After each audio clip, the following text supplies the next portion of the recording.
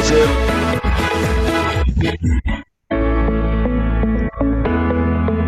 دكتور ناصر.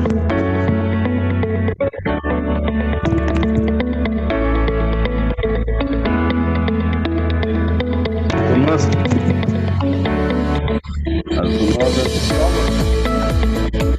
دكتور ناصر.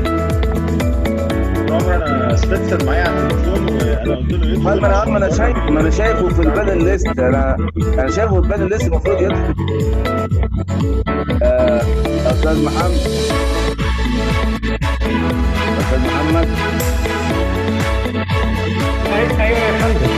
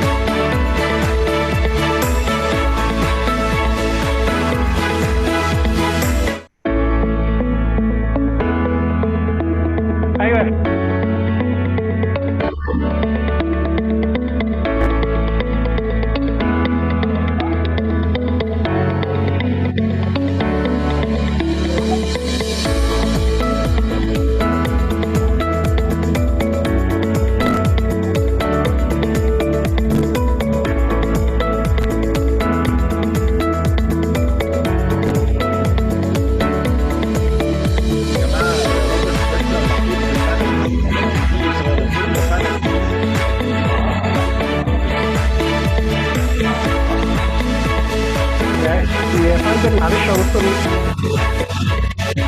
دكتور المفروض يجيبه ودكتور نصر معرفش هو راح فين. دكتور معانا دلوقتي ثواني حضرتك. هو خلاص معانا اهو، هو ده يبدأ بقى. اوكي ماشي حضرتك اتفضل. الصوت شويه عشان نعمل تسليم. Can you hear me? حضرتك لو نقلت الشاشة هتقف المزيكا خالص. وطوا شوية صوت المزيكا فعلا. نعم تسمع.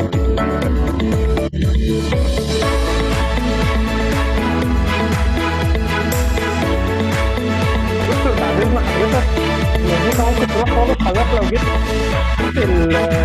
الاكتيفيتيز المزيكا هتروح خالص. حضرتك لا تابع الاكتيفيتيز.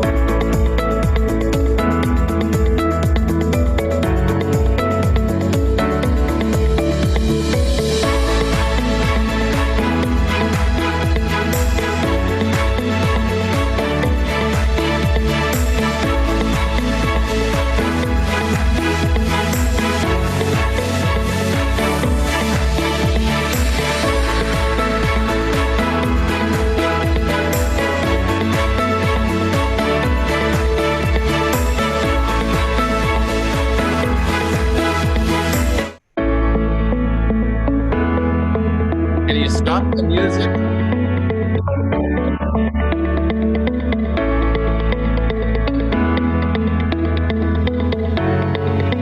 Hello, Dr. Spencer.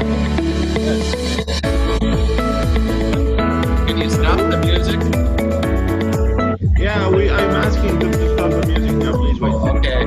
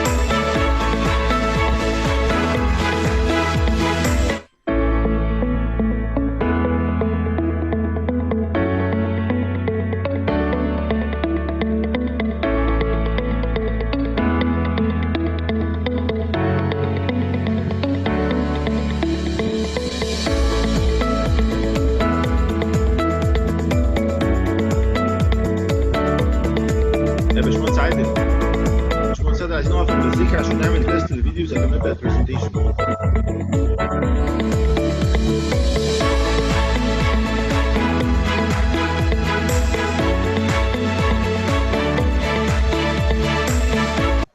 اتفضل يا دكتور تامر. Good morning. Morning. Hello, Professor Spetzler. Yes. Good morning. How are you? Good morning, Professor. It's great welcome. Great pleasure to our society. Very great pleasure, great honor. My pleasure. Would you please to share your screen to just to Yes, I prepare will. the talk? Yes, I will. I will indeed.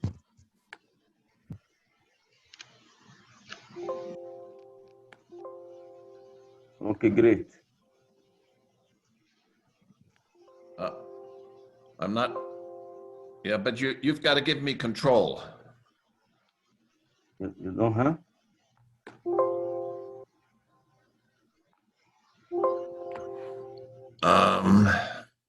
Let me see. I'm going to stop sharing for a moment. Okay. Yeah. But you. For some reason here. Would you try now, Robert?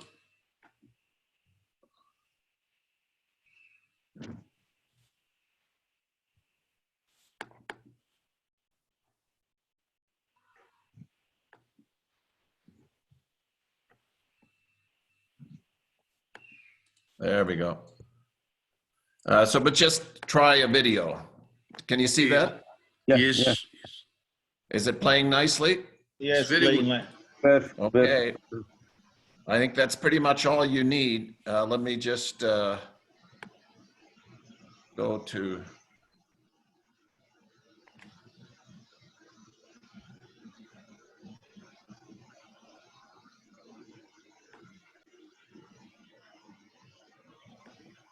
So that's the beginning. Oops. You see that little video? No. Yes, it's Bottom working. line. Yeah, Okay. it's working. Yeah.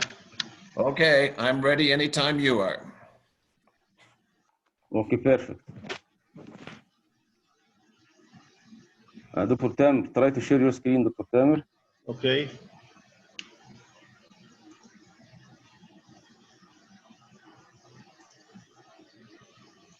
And my voice is okay? Yes, perfect. Yes, perfect. Great. Good. And can you see my screen now? Yes. Yes, Tamer. Yes, Tamer. Yes. Okay.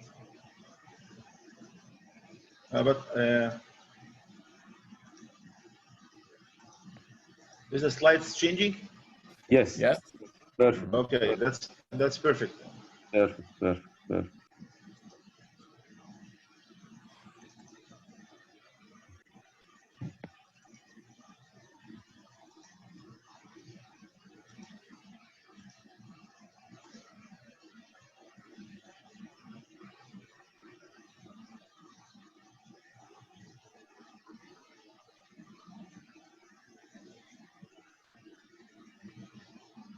Is the neurosurgical TV is online with us, so they can start recording from the beginning? Okay. I think not yet. Not yet, Tamer. Not yet.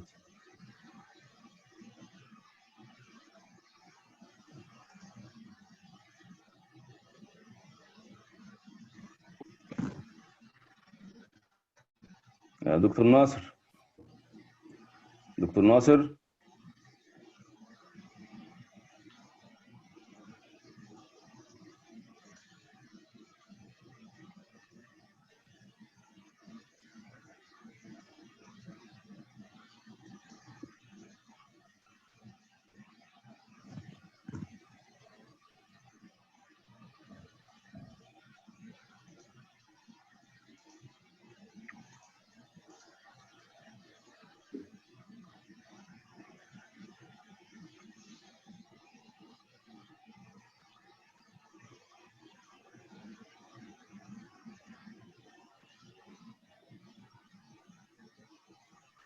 دكتور ناصر.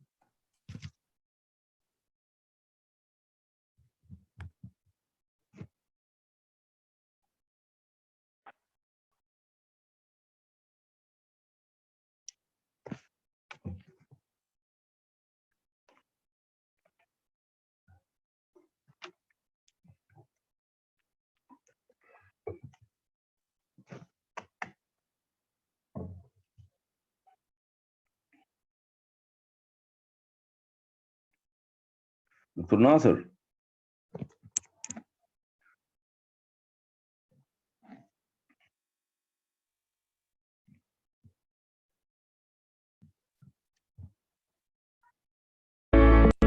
ايوه يا عمر. فاضل لنا 4 دقايق ونبتدي، 3 دقايق ونبتدي اهو. انا جاهز. طيب مش هترحب بسبيتزر؟ اه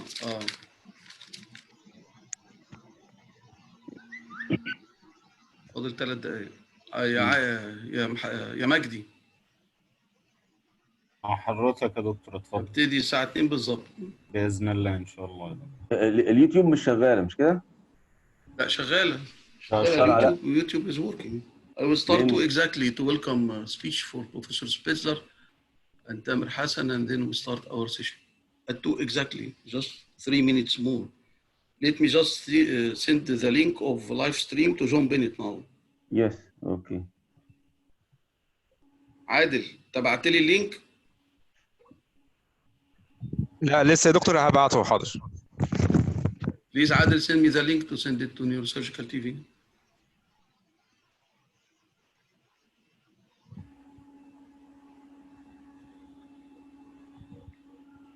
How are you this morning? Good morning. Yes, good morning, Professor Spitzler. We are honored actually by your contribution. My pleasure. And by supporting neurosurgery in Egypt. One of my favorite places. Did you come Egypt before? Oh, yes. Fact is, I was a guest of the Egyptian Neurosurgical Society, I don't know, maybe 10, 15 years ago. Oh, really?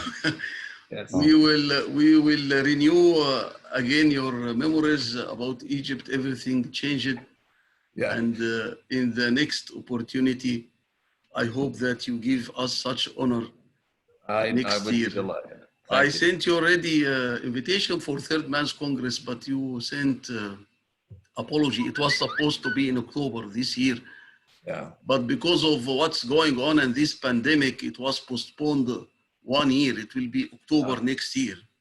I see. We will send you another invitation. I hope that you will accept it this time. Thank you. Thank you, Robert, very much. Now it's time to start our webinar. مجدي جاهز؟ تمام يا دكتور، اتفضل. Okay. Ladies and gentlemen, it gives me great pleasure to welcome all of you in webinar number 10 among the series of webinars organized by the Egyptian Society of Neurological Surgeons in collaboration with the Continental Association of African Neurosurgical Societies. As president of the Egyptian Society of Neurological Surgeons, and on behalf of all Egyptian neurosurgeons, I would like to express my sincere appreciation for the presence of our honorary speaker, Professor Dr. Robert Spitzler. Because of the very fast progression in technology and the development of endovascular neurosurgery, everything had been changed. And as a result, the young neurosurgeons are becoming confused whether to use endovascular coiling or surgical clipping in the treatment of cerebral aneurysms. There is also a clear conflict between the different specialties, neurosurgery, neuroradiology, and neurology, regarding the role they are playing in coiling of cerebral aneurysms. We will be focusing in this webinar to answer all these questions. For all the audience, you have a great opportunity to ask any questions to Professor Robert Spitzler and Professor Tamer Hassan, and this will be monitored by the moderator of this webinar, Professor Omar Youssef, through the panel. For those who don't have Zoom application in their mobiles or laptops, there will be live stream of this webinar through the YouTube channel of our organization, as well as over the Neurosurgical TV of John Bennett. If I speak about the biography of Professor Robert Spitzler, it needs hours. We will not have any time to finish this webinar, but I will try to give a resume and to be as short as possible.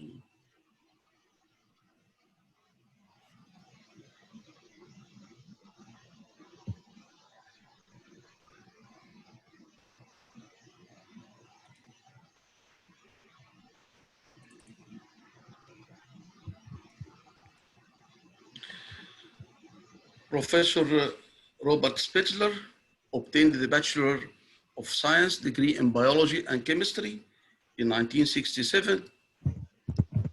He obtained the medical degree from the Northwestern University in 1971. He started his residency in 1972 in the University of California at San Francisco.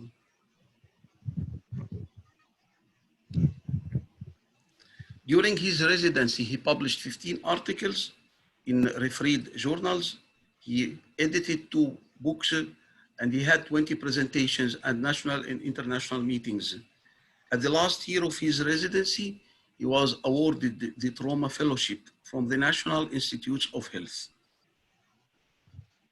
He was awarded the Annual Resident Award at the 27th Annual Meeting of the Congress of Neurological Surgeons. In 1983, he became the chairman of the neurological surgery at the Barrow Neurological Institute in Arizona. He became the director from 1985 to 2017. Under Dr. Spitzler's leadership, the Barrow Neurological Institute has grown from primary or regional center to an internationally recognized center of excellence. He was the honored guest in 1994 of the Congress Neurological Surgeons and the youngest member ever to receive such honor. Professor Robert Spitzler, he has developed many theories on normal perfusion pressure breakthrough and the size of arteriovenous malformations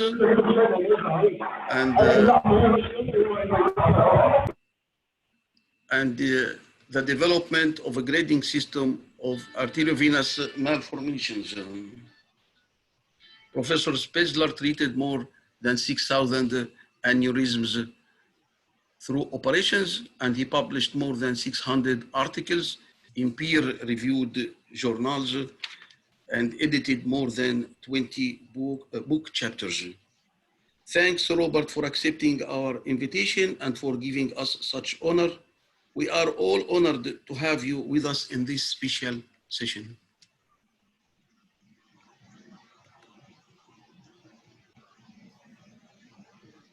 Thank you, Nasser. It's my privilege and honor to be here and to, can you see my shared screen? Yes? Do you see my screen? No, not yet. Not yet. Not yet. Okay, Not let yet. me escape here and go back to this. And here we go.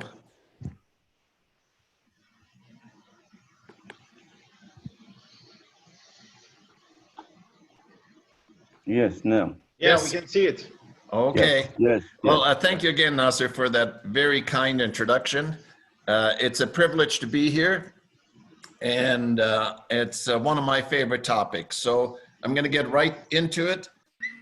Even today in 2000, there is a lot of discussion about which treatment for which aneurysm, and I'm going to give you my personalized view. There's no doubt in my mind that both techniques have a place in neurosurgery and remain so.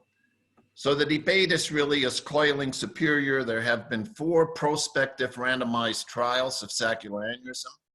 ISAT at 1 year was positive, but then not afterwards. In BRAT, there was no difference. The Finnish study and the Lee study, there was no difference. And the concerns are really these here. We have patient selection, we have durability, we have rebleeding, we have coil migration, and we have treatment morbidity and mortality. So if we look at ISAT, the first year report, it was significant. We had these 2 numbers. But at 5 years, there was no difference, even though the endpoint was modified Rankin score 0 to 2. The first report was modified Rankin score greater than 2. 10-year follow-up, which was only the English cohort, they had no difference in the quality of survivors. So in other words, there was no difference in modified Rankin score, but now they changed the endpoint to death. And in this case, it was favorable toward coiling, where they only had 17% and clipping was 21%. What is important is that they did have a higher rebleed rate for coil-treated aneurysms, and you can see those here, 49 for coil, 23 for clip, 16 death, 12 death. In ISAT, you had to have equipoise, and that meant that virtually every aneurysm was in the anterior circulation. Only about a fifth of the potential candidates were enrolled, and almost 80% were grade 1 and 2, which is naturally much better than in BRAD, and I'll get to that. Furthermore, there was a lack of commitment because in that study, the difference in treatment between those selected for clipping or coiling, there was a 15-hour delay for the clip aneurysm, which resulted in 11 more subarachnoid hemorrhages and 12 deaths prior to treatment in the clip cohort. That's before treatment was initiated. There was no post-op documentation required for clip cohort, which meant you didn't know. Think of this, despite the fact that equipoise was required to enter the study, 30 patients were not clipped at craniotomy, and 26 of these were then coiled. And I'll get back to that. And retreatment was almost 20%. When we look at BRAD, which was prospective, randomized, an intent to treat analysis, that means when the patient came into the emergency room with a non-traumatic subarachnoid hemorrhage, they were then randomized before any other test was done. And it went on with a 10-year follow-up. The last patient was entered in 2000. There were no inclusion or exclusion criteria. All of them were treated by 4 neurosurgeons, 2 endovascular neurosurgeons, and 2 microsurgeons, and treated within 24 hours. So the same for both groups. In order to be ethical, because it was an intent to treat analysis, if the patient in one group was considered to be better treated by the other, then they were crossed over at the discretion of the attending physician. Outcome was very similar to ISAT, modified Rankin score, 3, 6, 10 years, sentinel events, repeat subarachnoid hemorrhage, retreatment, and death. There were 362 assigned. 356 were treated. 6 died prior to treatment, 3 in each group, which left 178, which were coil assigned. The endovascular neurosurgeon crossed over 64, which meant more than a third of the patients were crossed over when they were assigned to to coiling, over to clipping. Of those assigned to clipping, 1 was crossed over to coiling. Now, if you just remember that back in the ISAT study, where you already had to have equipoise, they had over 30 patients after equipoise that they didn't clip at the time of surgery. So overall, there were 68 out of that, 68% that were clipped and 32% being coiled. When you look at the assigned outcomes at the various time intervals, so at 1 year, at no point in time was there ever a significant difference between the 2 cohorts. And when you get down to 10 years, you can see the numbers changing favorably toward clipping as opposed to coiling. But in order to compare with ISAT, we really need to look at the anterior circulation. For them, we had very good anatomical parity. So the assignments were pretty similar in all the anatomical locations. And when you look at the p-value, we see again that there is no difference. But if you look again toward the end, even though it doesn't reach significance, the coil assigned do worse than those clip assigned. And more importantly is when you look at the death, remember that in the ISAT 10-year follow-up, there are only difference was that they had less death in the coil-treated group. It is exactly the same for both cohorts. 10-year CF means carry forward. That means any patient that wasn't seen at 10 years, you brought over the data from 6 years, and it's exactly the same result. What are the other sentinel events? Retreatment, aneurysm obliteration, subarachnoid hemorrhage, and death. Well, retreatment, just like in ISAT, in coiling over 10 years, there was an almost 20% retreatment rate, less than 1% for those clipped. When you look at obliteration, at 10 years, only about a fifth of the patient, and this was all independently adjudicated by a neuroradiologist, almost 4/5 of the patients were not completely obliterated for coiling. More than 90% were completely obliterated by clipping. And finally, the most important naturally is the whole reason we're treating these patients is to prevent further subarachnoid hemorrhage and death. So for subarachnoid hemorrhage, 2 patients in this cohort had a subarachnoid hemorrhage, and both of these patients died, and that reached significance. Here's one of those patients, basilar artery aneurysm, beautifully obliterated with coils, and at 8 years recurred with a subarachnoid hemorrhage and death. Recurrence is a concern. This is a patient treated in Philadelphia, had a subarachnoid hemorrhage, aneurysm was coiled. 6 years later, we see recurrence, and here you see the coils either in or around the aneurysm, and here it is. This migration of the coils out of the aneurysm remains a concern. Here's a patient that was losing vision, and you can see the coils coming out of the aneurysm going into the optic nerve. Here's a patient of mine treated.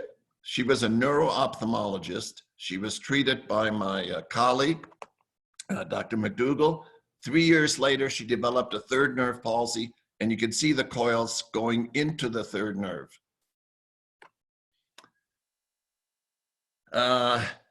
This is a patient I'm going to actually skip. Well, maybe I'm not. This is a 9-year-old. He was treated for an incidental internal carotid artery aneurysm. Looks like a dissecting aneurysm.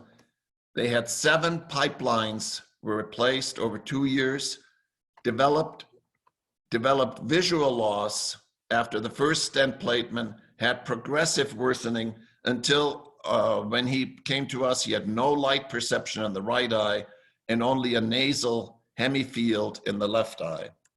And so this is what it looked like. The initial portion of the angiogram doesn't look bad. You can see the stents going all the way up. The lenticular striates are compromised. Here's what it looks like. So there's the aneurysm that keeps getting larger, and that's despite 7 stents, you still have the entry into the thrombus of the aneurysm. So what we did is we clipped the carotid artery, we did a bypass, and here's the bypass. And this was the post-op. Here's the bypass coming in. No change in the exam immediately afterwards. You can see the thrombosode beginning now, no longer lighting up. 3 months later, he has dramatic improvement in vision in both eyes, and there's just this tiny little residual of the previously very large aneurysm. So we're going to talk about the nuances of aneurysm surgery. I mean, you have to be comfortable when you're sitting. It has to be good for the patient. Refinement approaches, technology, a lot of things that we could do. And I'm going to touch on why retractorless and give you case examples. I personally like to sit with arm support so that you are very comfortable and you can work for however long you need to. Technology, I think you have, when you have non-stick bipolars, you're ahead. You can have lighted instruments, and I'm going to show you an example of that. This is a cavernous malformation deep in the brainstem. Here's with a lighted instrument, you can see beautifully. Retractorless surgery. It's not that it's retractorless, it is really what I call dynamic retraction. So that retraction is only created by your instrument. So the sucker in this case and the other instrument, and you move it back and forth. So this is sort of the concept, not this.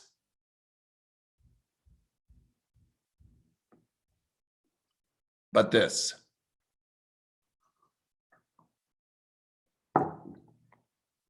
Now, is retraction harmful? Well, here I'm holding up the dentate ligament just very slightly. And did you see how poor the blood flow is?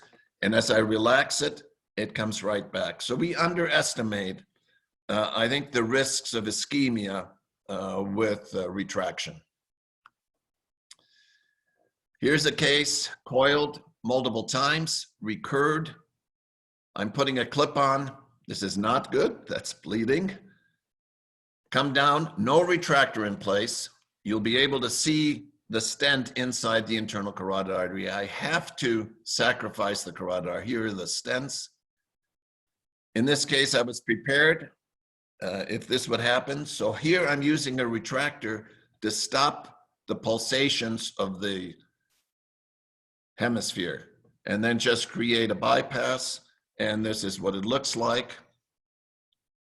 6 months, filling the entire hemisphere, even the anterior cerebral artery. What do you do when you have a patient that has a subarachnoid hemorrhage like this? Angiogram perfectly normal. We repeat the angiogram before discharge, and suddenly you see a little blister aneurysm of the basilar artery. And I don't think we have a very good endovascular solution to this at this point. So we have to clip, and this is what we do. We come in through a modified orbitozygomatic approach. We open the cisterns, and we open them widely so we get plenty of room coming down. Membrane of Lilliquist. We don't even touch the third nerve. We just go right over here. We're taking a portion of the PCOM that's in the way. We cut it. And if you follow the posterior anterior choroidal artery, you will just open this up. So this is basilar artery, superior cerebellar artery, P1 over here. And here you see the blister aneurysm sitting right on top of the head of the basilar artery. Mammillary bodies.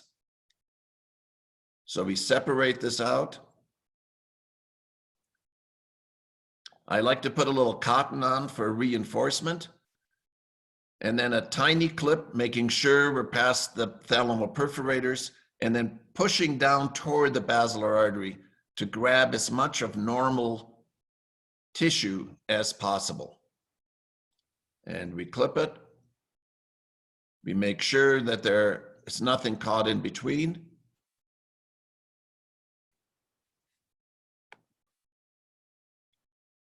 And post-op angiogram is perfect. We can make smaller and smaller incisions. Here's one with 2 aneurysms. This is through an eyebrow incision, very small. You can see the PCOM over here and the anterior choroidal over here aneurysm, separating the aneurysm dome from the tentorial edge. Here's the third nerve. And I'm demonstrating this one just because here you've got a ruptured aneurysm that's bleeding now, and you've only got that small corridor through the eyebrow, temporary clips applied. Remember, when the blood comes out at you, it doesn't hurt anything. It's when you tamponade and get rid of it. So now we fix it so that it is completely occluded. Then we occlude the ICA, and the patient has no untoward recovery. I'm going to show you 3 anterior communicating artery aneurysms just to demonstrate that all of these can be done without a retractor. So here's one that's superiorly projecting. We see it right here on the CTA. Here it is. Opening the cisterns, optic nerves, chiasm. There's the aneurysm, no retractor in place, just opening the arachnoid planes. A clip going on, full visualization, no retractor. And there's the post-op. Here's one that is ruptured. You can see the aneurysm sticking down into what is probably the chiasm. So again, now we have a ruptured aneurysm, no retractor. We just follow our pathways of the anterior cerebral artery communicating, going over to the other side to get enough room. And here's the aneurysm going right into the chiasm. If you place a retractor on that frontal lobe, you're going to rupture it because it's extremely fragile. So here it is hanging in there. We put a clip on it. And once the clip is on, just a little retraction breaks it wide open. But obviously it's not going to cause any harm. And there's the clip afterwards. And then finally, this doesn't look so big, but when you look a little closer, you see the full size of that aneurysm. And so here we're doing a left orbitocygmatic craniotomy because there was a left middle cerebral artery aneurysm. Well, we open the aneurysm, remove thrombus in order to get room for the bottom. Then we put temporary clips on and then permanent, utilizing a whole array of clips. The important part here naturally is to preserve flow of the anterior communicating artery. I leave the shell behind. So there's very little manipulation. And this is what it looks like afterwards. There's the clip. There's the shell of the aneurysm left behind. And that patient makes a very good recovery. This is a patient with a basilar artery aneurysm where the father died of a subarachnoid hemorrhage. Important part here is opening the sylvian fissure widely. She elected to have a clipping.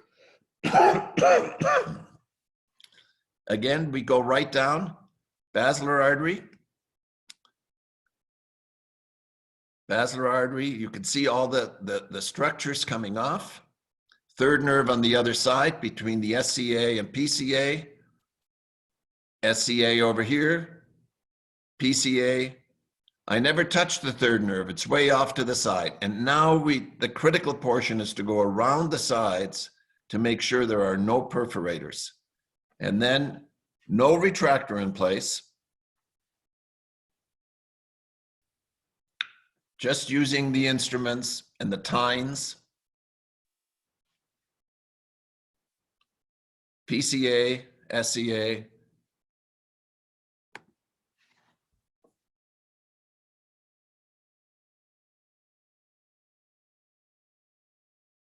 And just making sure we don't have any perforators within.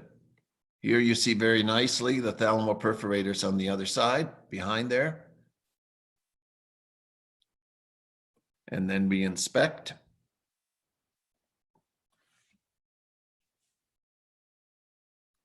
And you can see everything very nicely. No perforators caught in the clip on either side. And all of that can be done without a rigid retractor. What do you do when these recur? And I've got a whole series of these after coiling. This patient tolerated an Alcock test. So what we ended up doing is something that was first described back in 1961, which is just occlusion of the basilar artery below the SCAs. And that's what we do. I always try first to see if I can clip the aneurysm. And if you look at this here, you can see the compromise of all the vessels. So that's not going to work. So now I put a permanent clip just below the SCA. I was prepared to do a bypass. If you don't have enough good posterior communicating, then you do that. But here you're posterior communicating, filling this side, and here the other side, and the basilar artery occluded, and this aneurysm is cured. And there's the 6 months follow-up. This is a patient from Norway, recurrence, multiple coilings, now from mass effect. My point here is you want to look. You always look. We come down, and here's the thalamoperforator on the left side, a big one. And so I'm prepared to do a bypass and occluding the basilar artery, but as I said, I always look. So I use a fenestrated clip to get the distal portion of the basilar artery aneurysm occluded. You see the thalamoperforator, so we slide our clip over here. When we look at it, it compromises the outflow. So we reposition it, and now we have excellent flow. And we were able to clip the neck completely and preserve normal flow. We have so many tools, multitude of clips, bypass, wrapping, adenosine for lowering the blood pressure, cardiac pacing for lowering the blood pressure, and ultimately cardiac standstill if necessary. Very rare now, we reported the largest series, 106 cases. Here's my last cardiac standstill, patient from Hawaii, huge lesion. Today, we still don't have a solution for that. And I think today I would still consider cardiac closure. You can see the size of this aneurysm. We know from experience that stents do not do very well in this setting. So here it is, cardiac standstill. This is collapsed. I'm bringing it together. I use a fenestrated clip to bring all that aneurysm together, but this here is what's key. So we can preserve all those perforators from the basilar artery. And then I occlude the rest of the aneurysm where the aperture is from the other one. Here's the post-op, 3 days post-op. 5 years later, still gone. So what do you do for a case like this? An enlarging P2, P3 aneurysm. We thought that the only real treatment here is clipping. It's too far out for good stenting. Question is what approach? And the right approach is really a lateral supracerebellar infratentorial. So here we're going down into the ambient cistern, no retractor in place. We open the tentorium.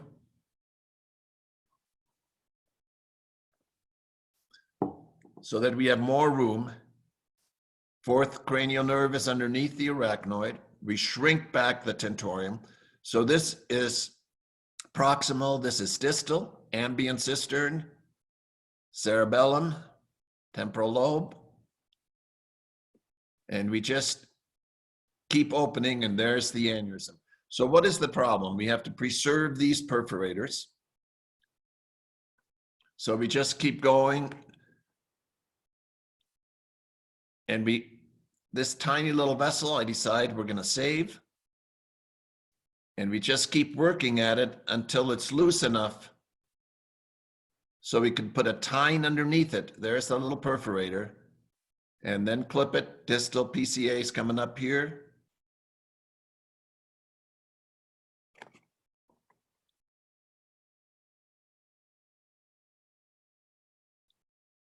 And so when you look at it, it looks like maybe we've got that a little compromised. So we move that up.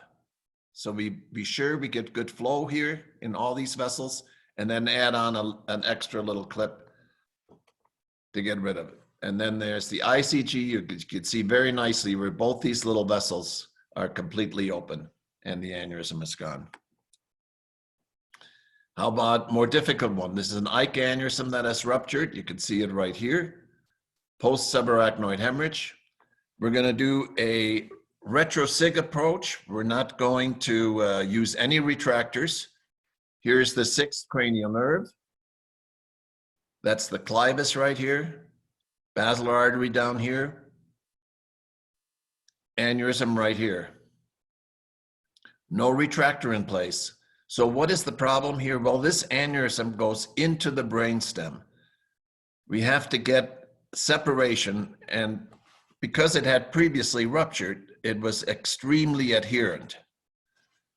We're working around the sixth cranial nerve.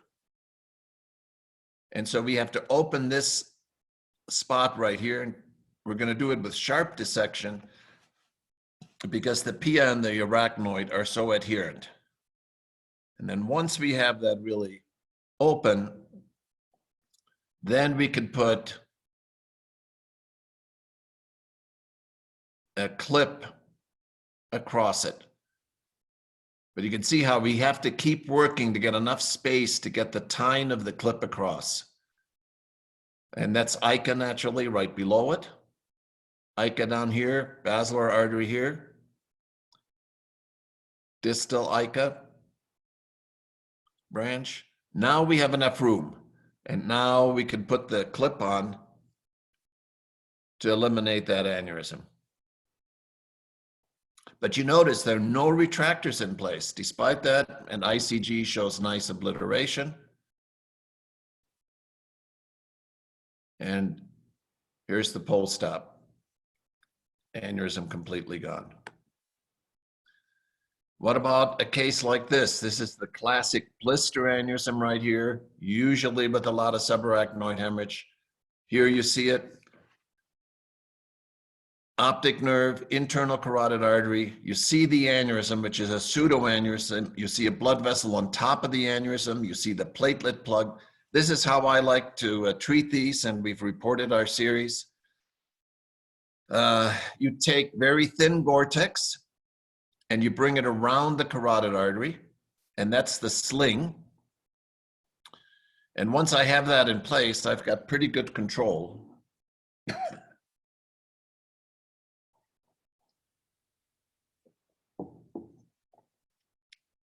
And once that's on there, now I'm going to take this off. You probably don't need to, that's a small vessel. But I decided to do that. And here you can see with sharp dissection right where all the platelets were, I'm moving that tiny little vessel. And there it comes off. And then again, I add on a little bit of cotton for reinforcement. But the beauty of the sling is that it reinforces the entire carotid artery. And I try to narrow the carotid artery a little bit. So then I hold the sling up and then put a right-angled clip across the sling and the aneurysm at the same time. And that gives me complete control. And again, you notice no retractor in place despite the bad subarachnoid hemorrhage.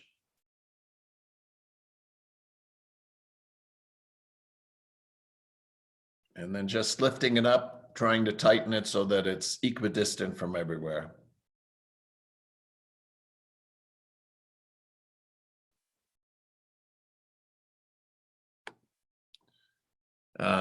That's the post-op. You can see a little bit of narrowing.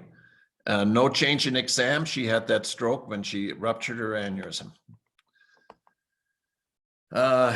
Complex middle cerebral artery aneurysm. I just want to demonstrate the use of the bypass. This was one where you had multiple vessels coming out of the aneurysm. So there was no way to just clip it. And this is what we're looking at. Proximal middle cerebral artery. We take the vessels that come out of the aneurysm off. So we just cut them right off. Then we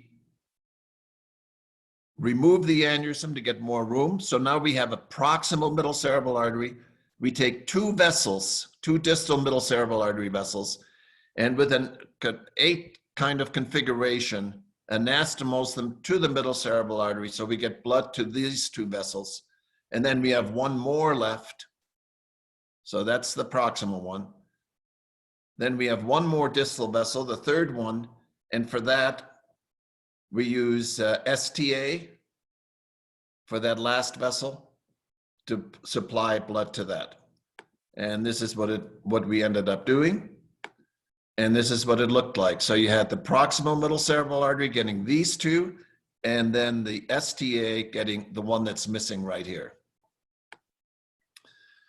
And how do we get out of trouble? Well, here's a patient that had 3 coilings of a pica aneurysm and then recurrence. This is pica. That's the aneurysm that's open. So just when we're watching the video, we put a proximal clip on the vertebral artery, a distal clip on the vertebral artery, and then we open the aneurysm, hoping to get enough room here so that we could put a clip on the neck of the aneurysm. Well, she's 71 years old. She's symptomatic. Here's pica. This is where the feet are. Pull these out. Then I finally try to clip the neck. But the edges of the neck of the aneurysm are very, very stiff. And what happens is that it's actually broken. So now we have an opening proximally. We have pica sitting here. So what we're going to do is we're going to take pica and put it in the hole of the vertebral artery. That is the advantage of being able to do bypasses in deep locations. So we add that on. There it is. Now I'm taking the proximal vertebral artery off. This is pica. That's the anastomosis, just to make sure we get good flow into pica. And ICG shows very nice flow into pica.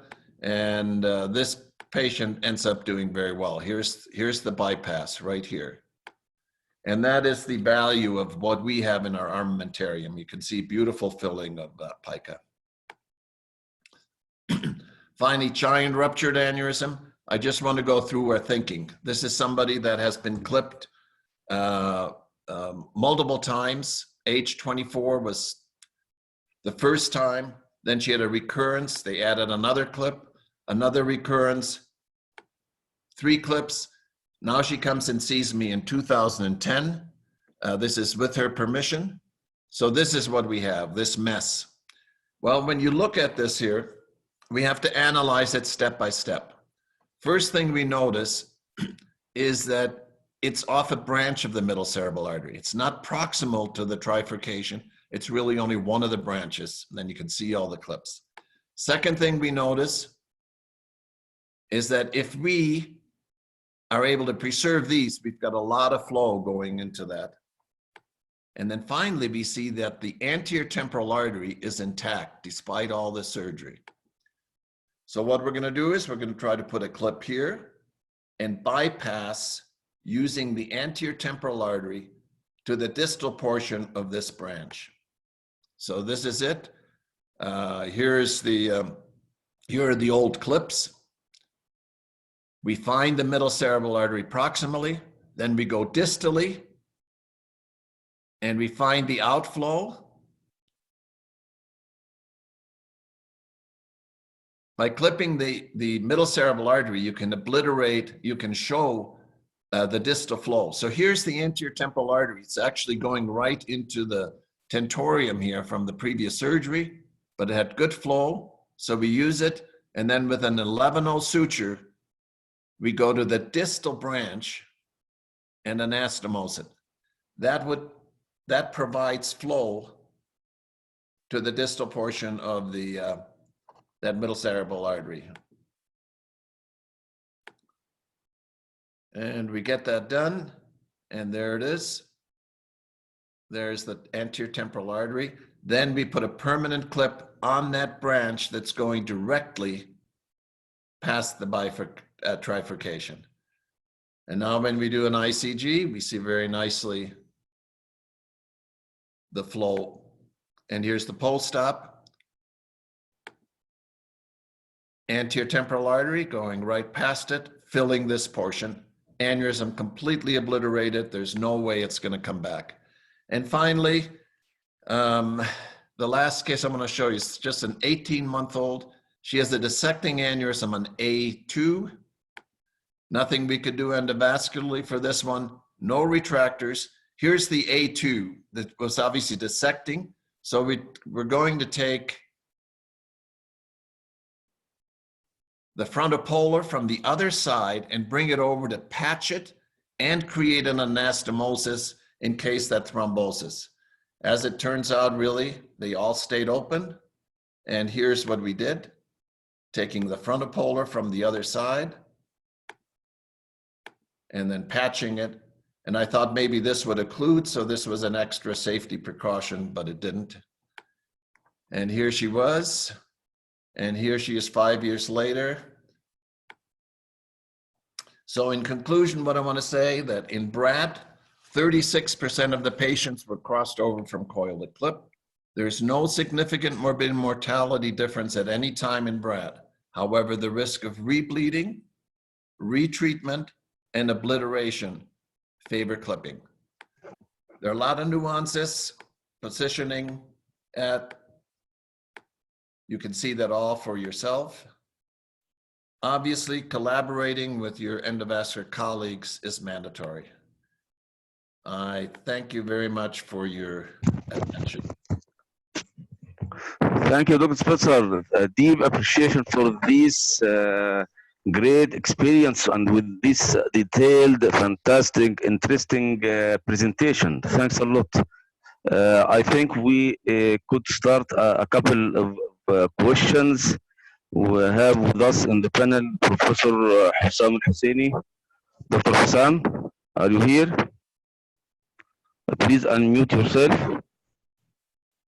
Okay. Dr. Hussam, he's a professor of neurosurgery in Shams University and one of the experts in the skull-based surgery. Please, Dr. Hussam. Well, this is a fantastic presentation from a legend in neurosurgery. We met in Cairo, I think in the beginning of the 90s, when I was the president of the Egyptian Society of Neurosurgery, came with your family and we enjoyed your stay. Actually, from this fantastic presentation, we can, my conclusion that we need to train residents and trainees much more on vascular surgery as the curve is going to the easier side towards coiling and endovascular, and less, especially in our country, on clipping and microsurgery. I'm an old neurosurgeon, 66.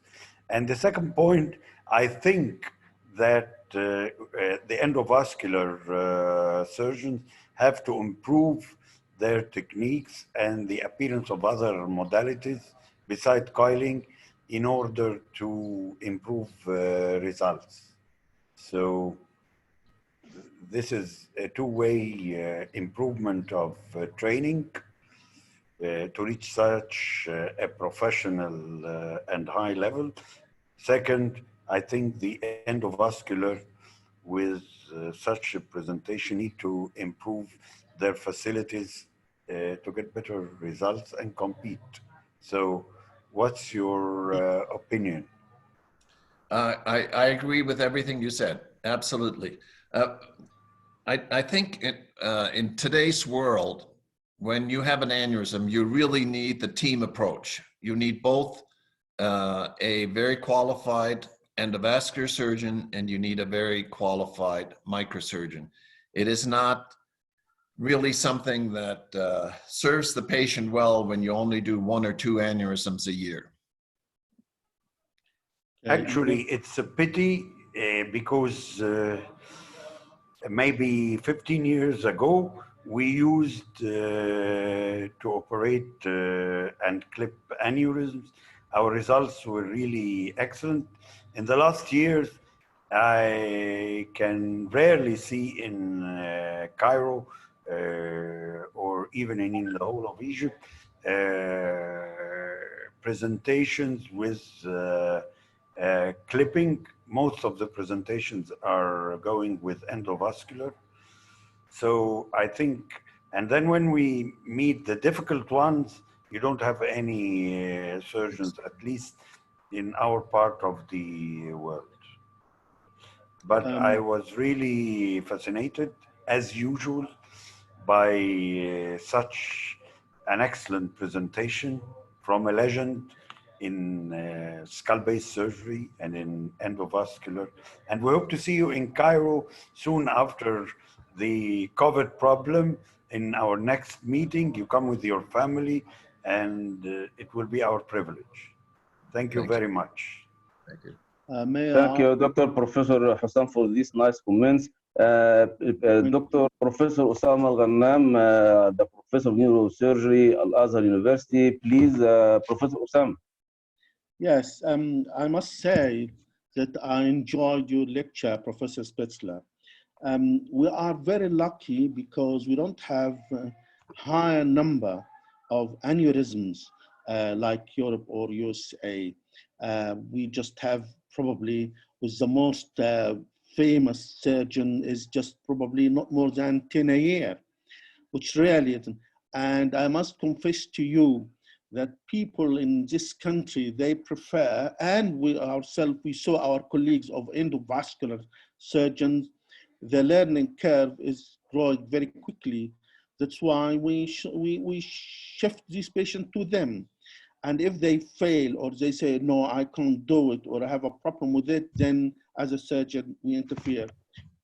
So I must confess to you again that in the last 5 years, probably I didn't do more than one case every year. And we don't have such complicated vertebrobasilar aneurysms. Most of them, they are from the anterior circulation.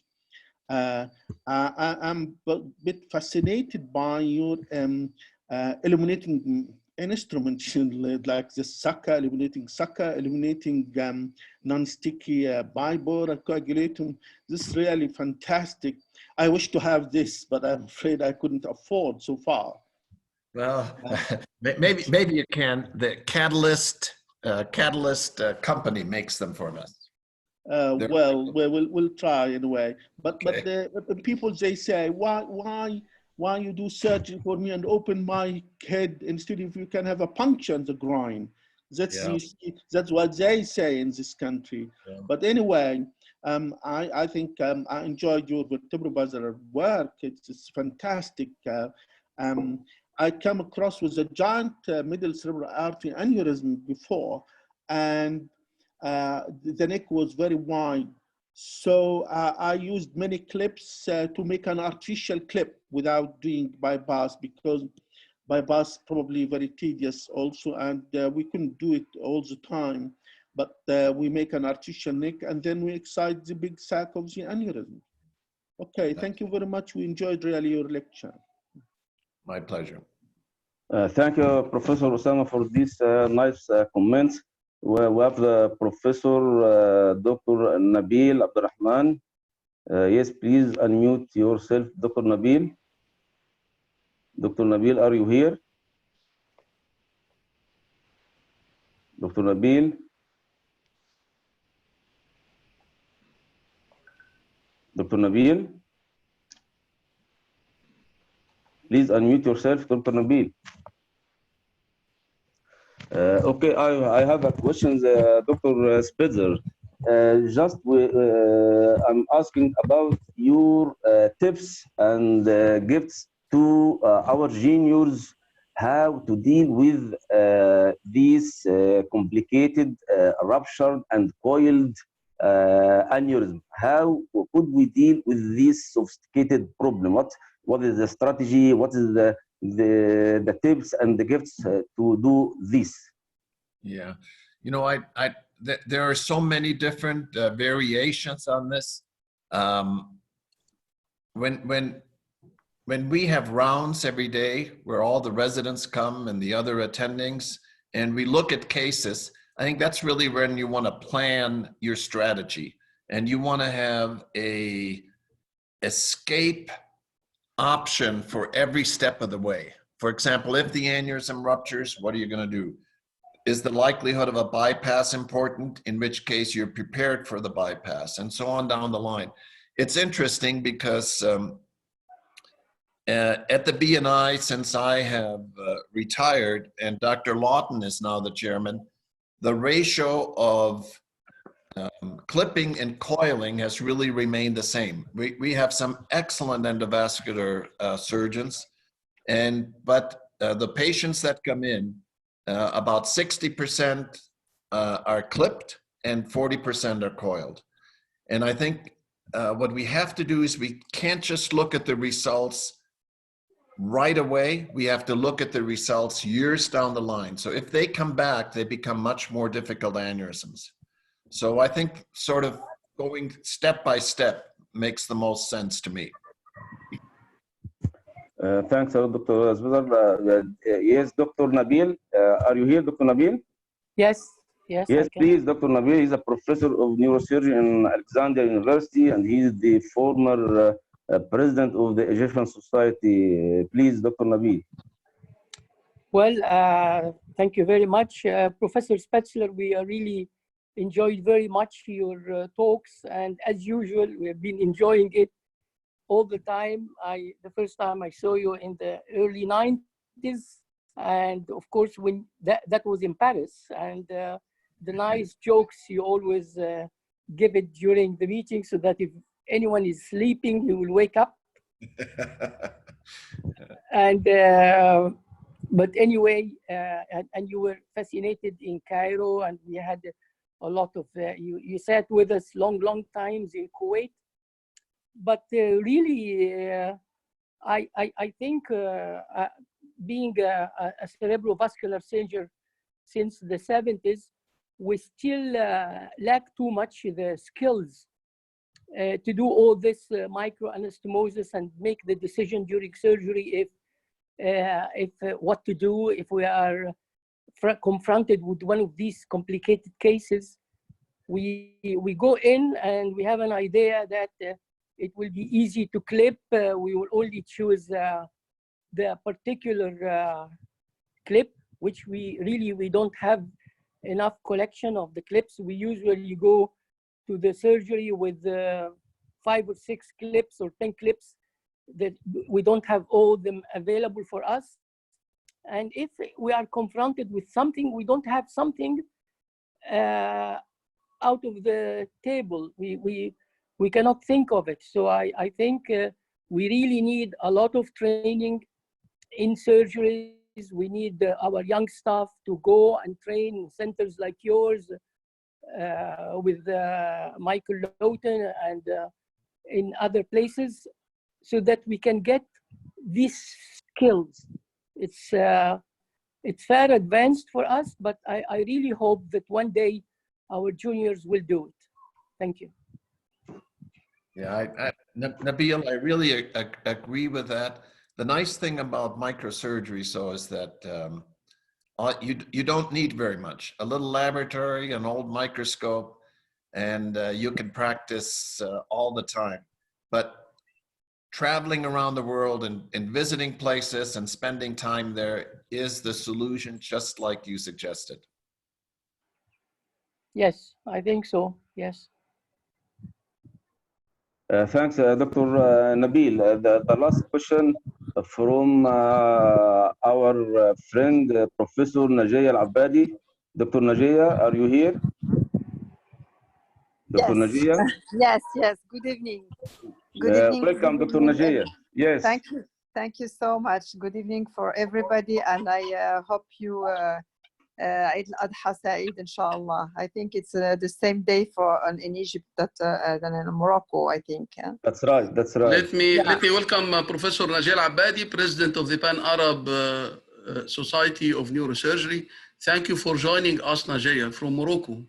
Oh, thank you. It's my pleasure. It's my pleasure. And I would like to join all my friends and colleagues from Egypt to congratulate our master and guest speaker. He's with always his outstanding talk.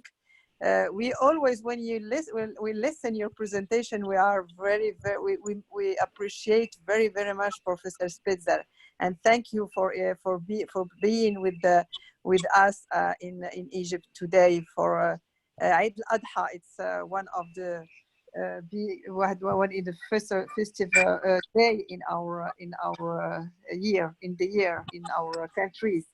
And my questions is about I think I don't know who is talking about the number of aneurysm is a little bit it's not very important number of aneurysm in Egypt.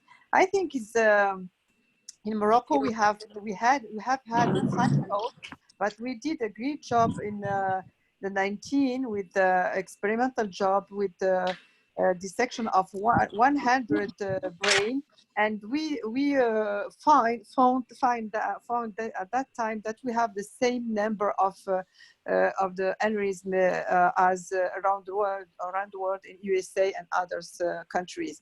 So my question is about the indications between, of course, microsurgery and endovascular. In our institution, we have a chance to have, of course,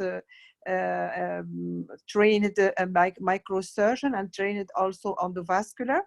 And when we have, for example, the patient with the bad neurological status, I mean, less than 5 or 6 Glasgow scale, we neurosurgeon, we usually of course put for the indication on the endovascular, because it's when we operate this patient with this neurological bad neurological status, the result is little bit less recovery than when we treat them with the endovascular. What do you think about this, Professor Spitzler? And thank you so much for your support. Yeah. Well, thanks for the question, and I have some very, very fond memories of Morocco. Oh, thank you. Thank you, Professor Najee, for joining us. Thanks, Professor Spitzer. For the sake of the time, we need to shift to the second talk. Omar, please, I would like to introduce Professor Walid Abbas. He was one of the vascular neurosurgeons in Cairo University. He is doing a lot of operations in aneurysms, and he wanted to discuss something with Professor Spitzler. Walid, go ahead, please. Go on, please. Yes.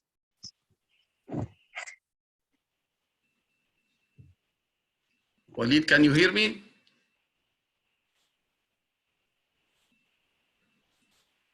Walid, unmute yourself and start to discuss with Professor Spitzler.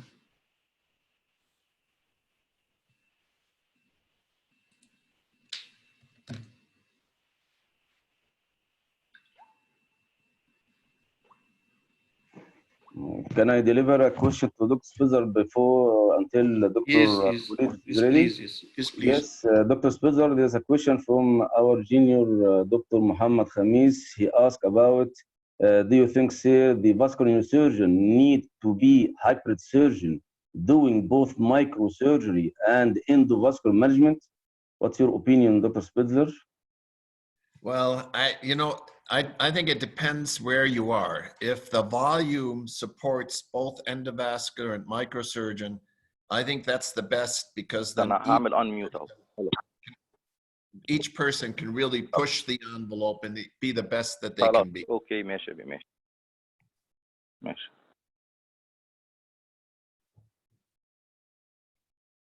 Sorry for interference, Dr. Spitzer. Please again. Omar, can I congratulate everybody for the Eid al-Adha? We have the big feast, and everybody is on vacation, so you are really well. You have a good audience, because I think we have 73 in their vacation following Professor Robert Spitzler. I'm actually on the North Sea in a resort. Wow. And it's nice. We hope to see you there by the Mediterranean. Okay. I'm sure it's beautiful. Lead. Yeah, can you hear me now? Can you start to discuss with Professor Spitzler? Hi, Professor Spitzler. I am Walid. I had an honor to visit Barrow Neurological Institute in 2011, and I was your fellow for 6 months. And I think I am one of the luckiest person to see you operating for 6 months, many aneurysms, cavernous mass formation, and AVMs. And I have learned of you so many tips and tricks. And I think we are the only university in Egypt that we are operating in aneurysms. Till now, we are operating 100 or 150 aneurysms per year. Like this week, we just operated 2 cavernous malformation and a giant MCA aneurysm, which we did an reimplantation of a branch coming from the aneurysm to the superior trunk of the aneurysm, and the patient is doing fine. I just want to take the chance to thank you so much, all what we did in vascular neurosurgery in Egypt. I think because I have learned it from you. You are my teacher, you are my legend. So I just take the chance to thank you so much, and I wish to see you again and stay safe during this COVID-19. Thank you so much, sir. Thank you, Walid. It's a pleasure to see you. Thank you. Thanks, Dr. Walid, for sharing your experience and for your comments on our Professor Spitzer. For the sake of the time, I think we shift now to the second talk for the Professor Tamer Hassan. He's one of the talented endovascular neurosurgeon, and he will talk about brain aneurysm between coiling and clipping Egyptian experience. Welcome, Dr. Tamer.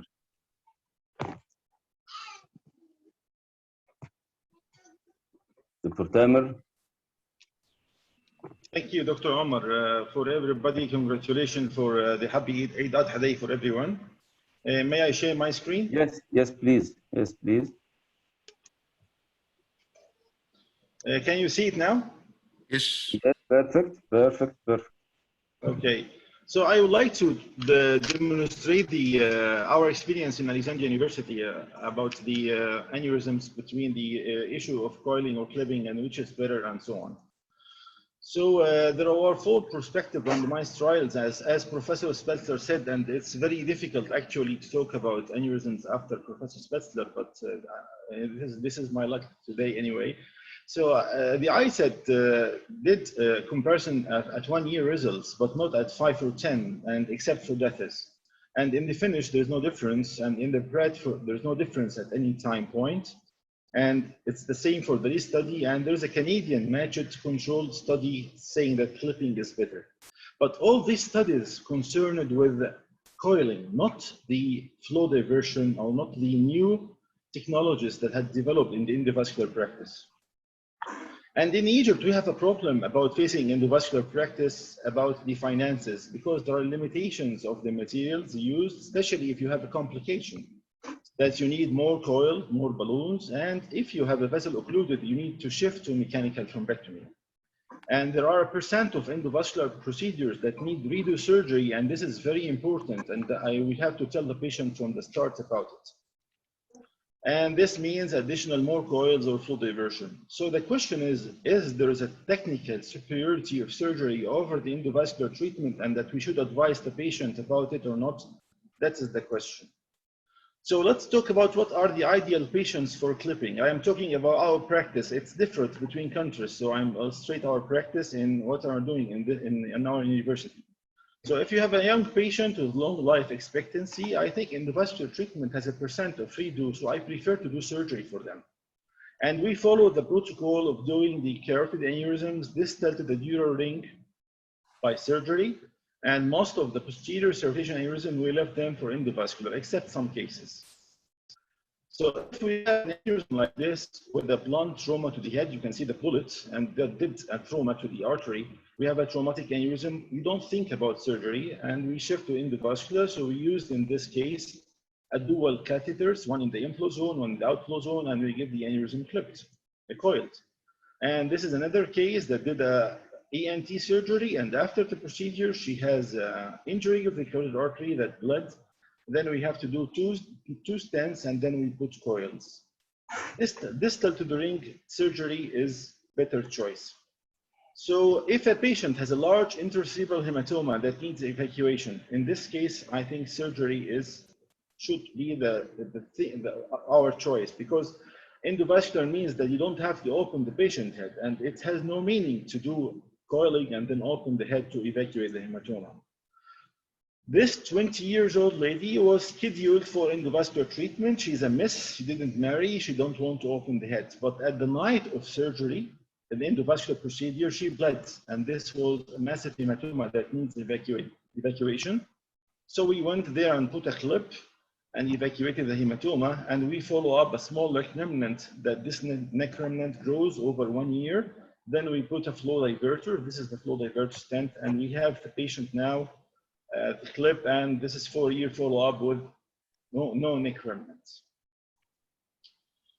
Small aneurysms. I like to operate on small aneurysms by clipping.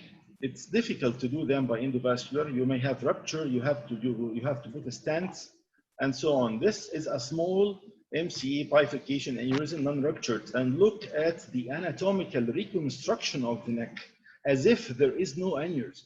You can't get this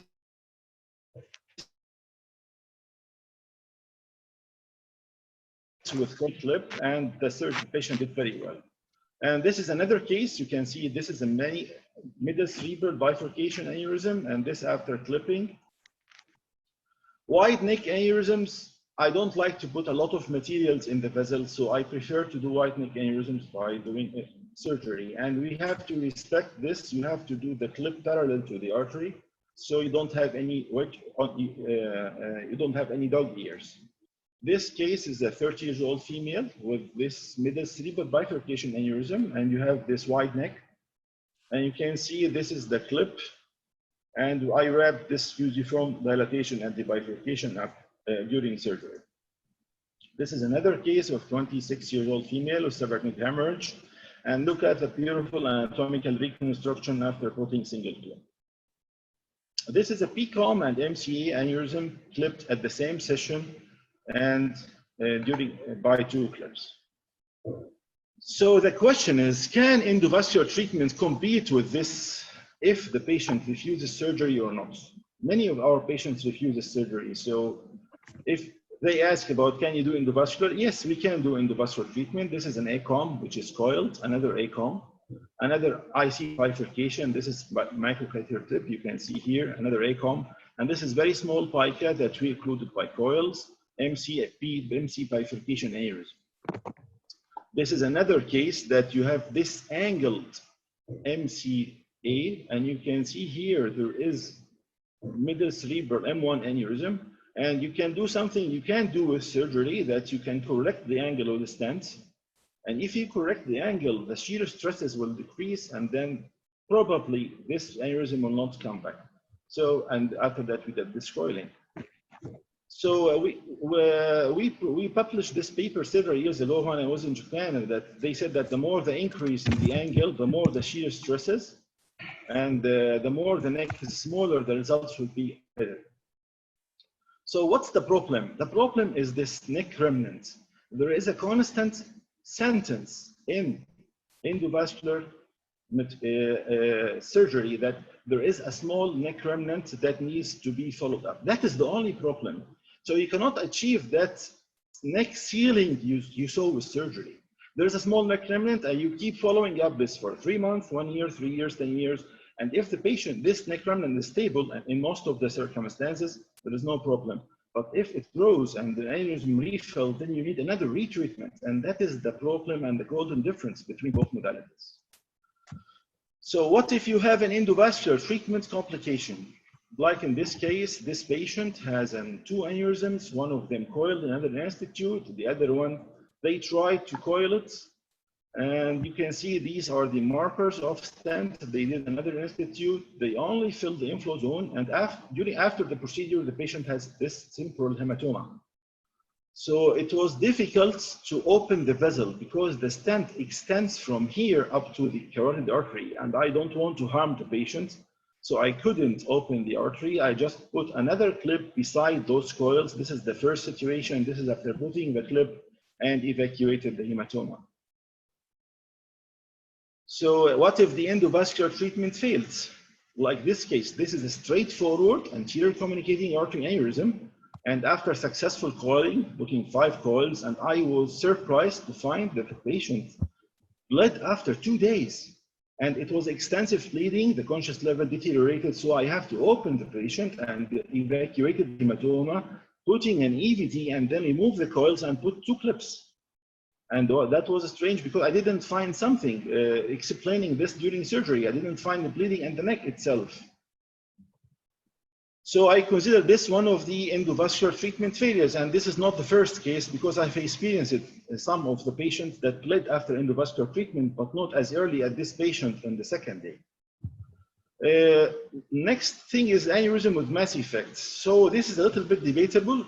I will discuss, because if you can clip the aneurysm and relieve the compression on the neural structure, that is perfect. Like this case we did in university with my colleague, and then we have to open the opening of the dural ring, and then we put a clip preserving the ophthalmic artery, and then we get optic nerve decompression and excellent results. This is another patient with subarachnoid hemorrhage that was admitted to the university hospital, and you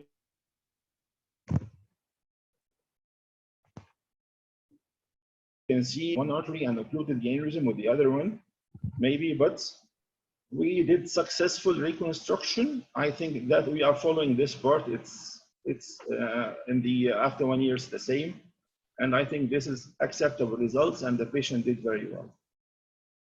But what if we can't do a surgical treatment? We have published several years ago our results about the endovascular treatment of aneurysm presented with mass effect and cranial palsy.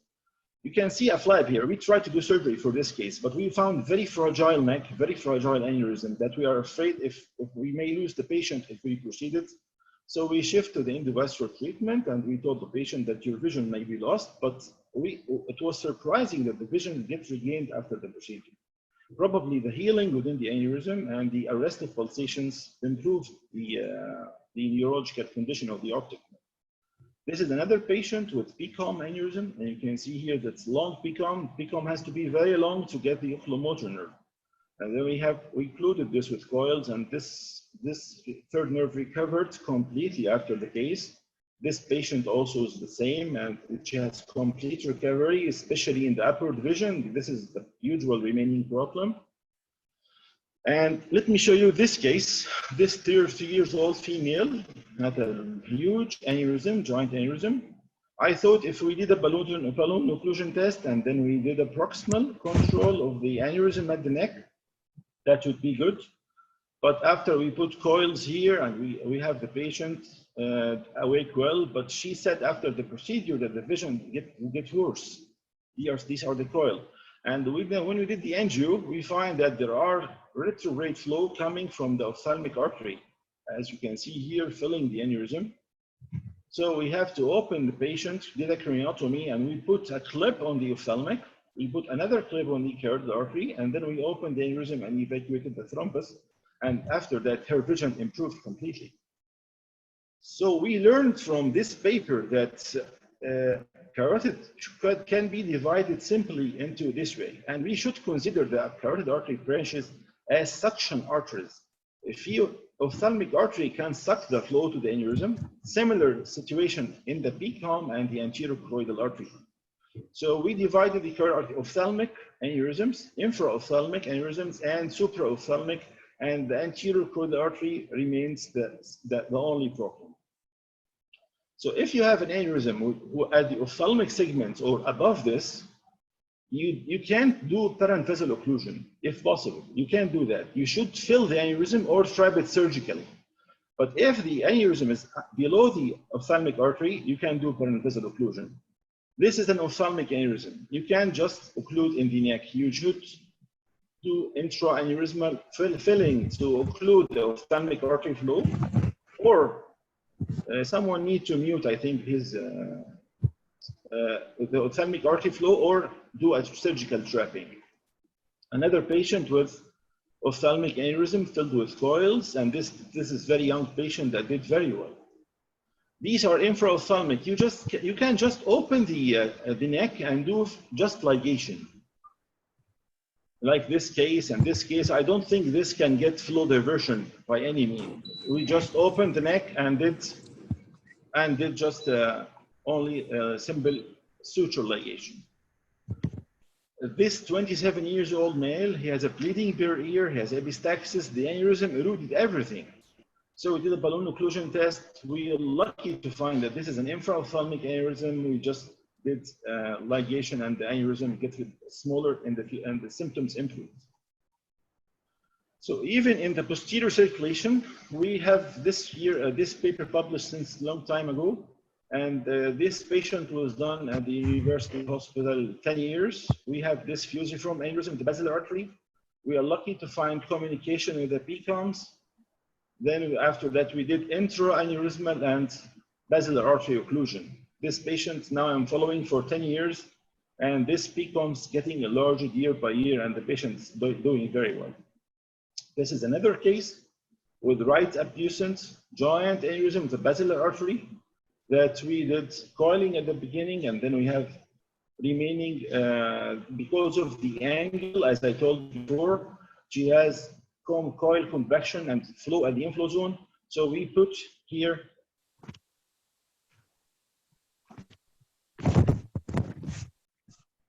now stent assisted coiling. So the question is, besides microsurgery, Dr. Tamer, please repeat again this last. Dr. Tamer, we lost your voice. Please again this last one. Okay, is it okay now? Can you hear me? Yes, yes, now. Okay. Yes, good. Should I come back to here or so? Okay.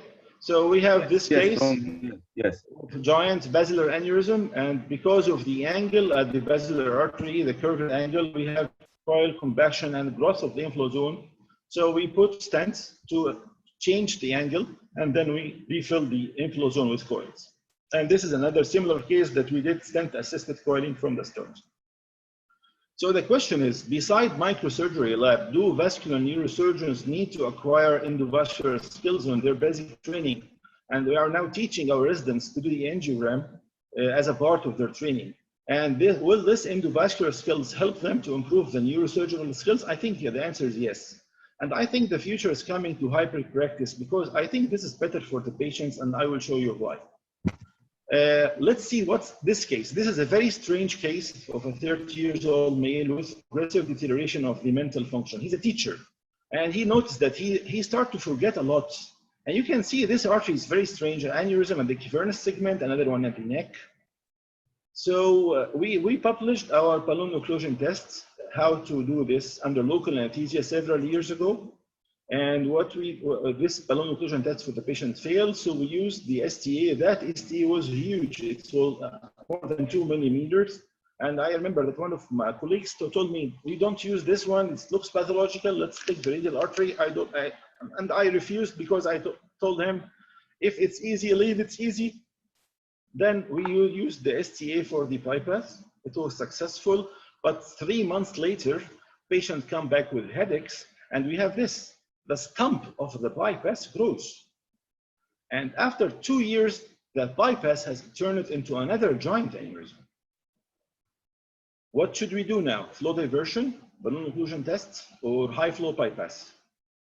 We did a balloon occlusion test for the bypass, and we found lucky. We are lucky, not the patient, because we found that there is a very good flow coming from the anterior cerebral arteries, retrograde, and the posterior cerebral. At the time of bypass has turned into a giant aneurysm. Probably the flow becomes slow, so the collaterals becomes well. So what we did is simple occlusion of the bypass, and the patient did well.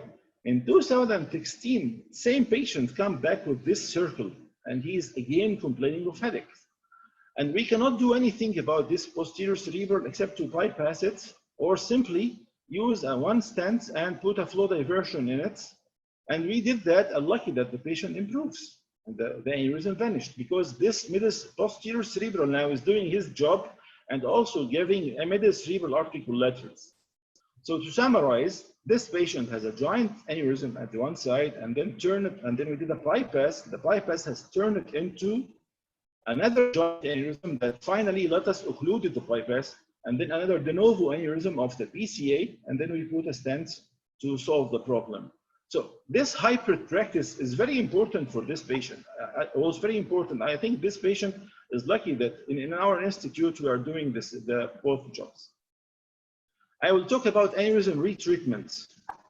Retreatment after surgery, we should not undermine this because it's not as much as endovascular. But some surgeons think that if you do clipping and it's finished, I think we need to follow up our patients after surgery. And retreatment after surgery has many reasons. Anesthesia is one of the important things. If you are operating on a tense brain, you cannot work like Professor Spetzler said without retractor, and you cannot do what you want to do. And if you put a lot of retractors, you will harm the patient more.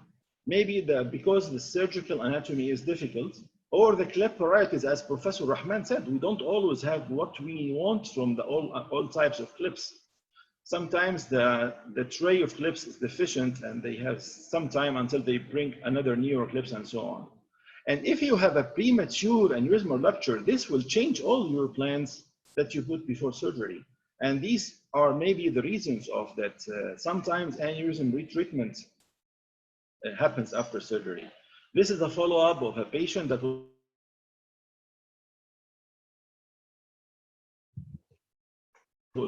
there's a clip in the ear. No. The clip was on aneurysm, but this was a regrowth. This is another case. This is another case of aneurysm follow-up after 8 years. So this case has subarachnoid hemorrhage that did clipping, and we did a follow-up after 1 year, and we found this part, and it's easy to go back and use narrow neck and put coils. So coils solve the problem for us. And I did this case by myself. This was an SH case that I did a clipping for it, and I couldn't see behind the clip actually during surgery. The aneurysm was big. And I think I should get an interhemispheric look before closure. Maybe I will put another clip. And then after 1 year, I found this part, dog ear behind. So I went back and put another and did coiling. So as I told you, clipping should be parallel to the artery, so you avoid dog ears like what happened in the previous case. This patient, my colleague operated in this case, and during surgery, he put the clips perpendicular, so we have a neck laceration, and we have to sacrifice the carotid artery, and unfortunately, we lost the patient. So aneurysm retreatment happened after endovascular therapy also, and you need to put more coils, stents, flow diverters. And this is evident in the literature. This case is interesting. This is a blister. And I think the patient refuses to do surgery, and she asked for endovascular treatment. So someone put a pipeline, one of the colleagues put a pipeline, and after 1 year, we have this. Again, the patient refuses to do surgery. So we did simple coiling. And again, after 1 year, we have a coil compaction and regrowth of the neck. So you can see this is the old pipeline. You can see this is the first coiling, and then we did another coiling including that part. So retreatment should be something that you should put in mind if you decide to do endovascular practice for the patient. So our cases of aneurysms that we collected about 274 clips and almost double the number of coils. See, the coiling takes a lot of cases because Egyptians are emotional. They don't want to open their heads. Among those patients in my records, 2.6 retreated, but we have 0 repleeding after surgery. On the other hand, we have a 12% retreated and we have 6.2 repleting late or early. But this sentence is always constant, stable neck remnant in about half of the patients. And we follow up the stable neck remnant with no problem.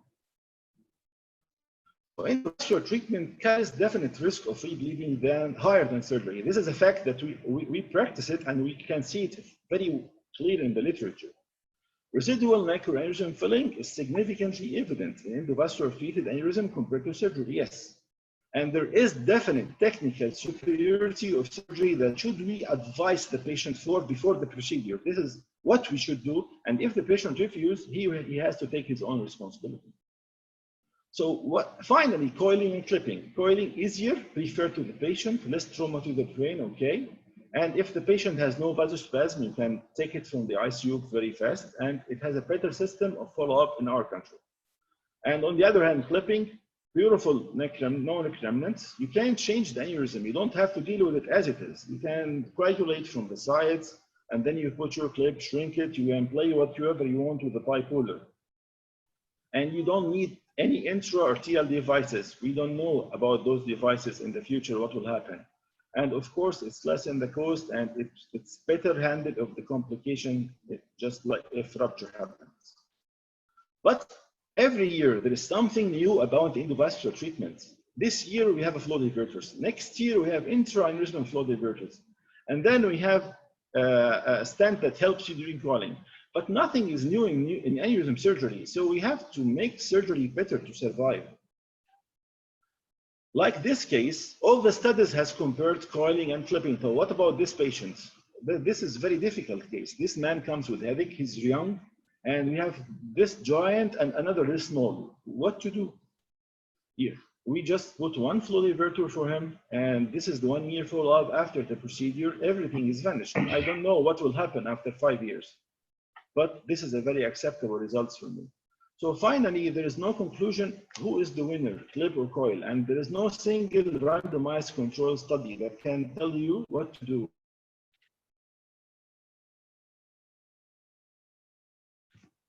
Case by case decision. And for that reason, I think hybrid physician is the better for the patients. Because maybe in the future, difficult cases will need combined surgery and endovascular treatment, and you should respect the finances and experience of the operator. Thank you very much. Thank you indeed, Dr. Tamer, for this nice, experienced study and talk from one of the talented neurovascular colleague. Thank you indeed very much, Dr. Tamer. I would like to welcome our great professor, Dr. Mohammed Al-Fiki. Are you here, Dr. Al-Fiki? Dr. Al-Fiki, please unmute yourself, Dr. Al-Fiki. Yes, I'm here. Yes, welcome, doctor. Please. Thank you. Well, I'm happy to participate in this, and I have a couple of questions for Professor Spetzler and a comment and congratulations for Professor Tamer Hassan. Professor Spetzler, do you use at all endoscopic approaches for basilar tip, or do you consider using stenting and other endovascular procedures in your basilar tip surgeries? And for Professor Tamer, I'm really proud of your maturity. When Professor Tamer came back from his training in Japan, he joined the unit with me of vascular neurosurgery, and I encourage him very much to learn more and more about the surgical aspects, and his conclusion that you must have a hybrid surgeon is the best, who can decide which is which and what to do, and better still is the use of a panel to discuss each case separately and decide on what's best for the patient. Thank you. Yeah, first I want to say that I thought that presentation was excellent. Congratulations, Dr. Hassan. Thank you very much. As far as the endoscope is concerned, I have worked with SICE for many years, and I don't know whether you're aware of the new edition, which is called the Quavo, which is an endoscope, which is part of the microscope. Yes. So you can have both capabilities together, which allows you to look around vessels and in the areas that you can't see with the microscope directly. So I'm all for that.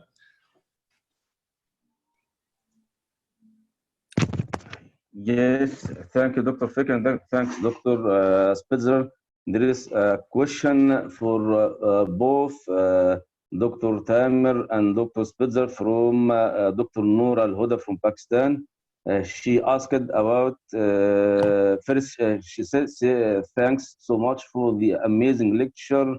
What will be your preferred treatment for fusiform MCA aneurysm in pediatric patients without any neurological deficit, yet the involved segment is relatively long?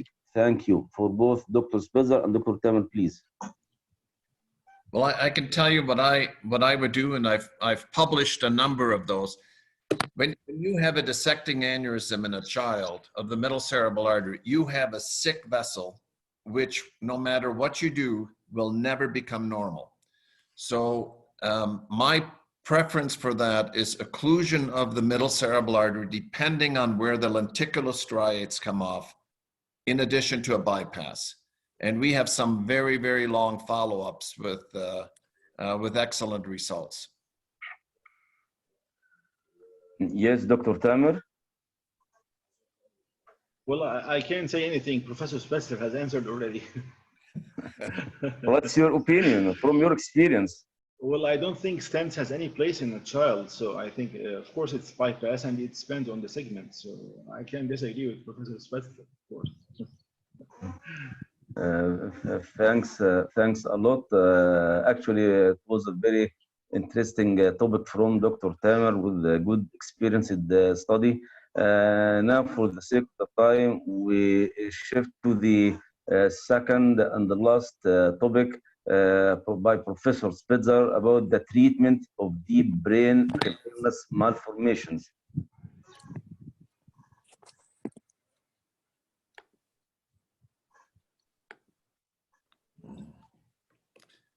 Let me just share the screen. Let's see. Here we are. Share screen.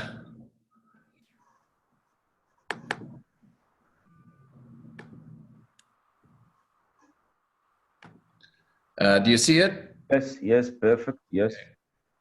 So I'll try to be quick. This is, I think cavernous malformations have taught us more than any other pathological entity because they can occur anywhere. And so in order to treat them, we really have to be able to get to any place in the brain safely. So I've treated many, we've published our 500 brainstem cavernous malformation. And what are the goals is what we know, contraindications for surgery, indications for surgery, case presentations, and then safe entry zones with conclusions.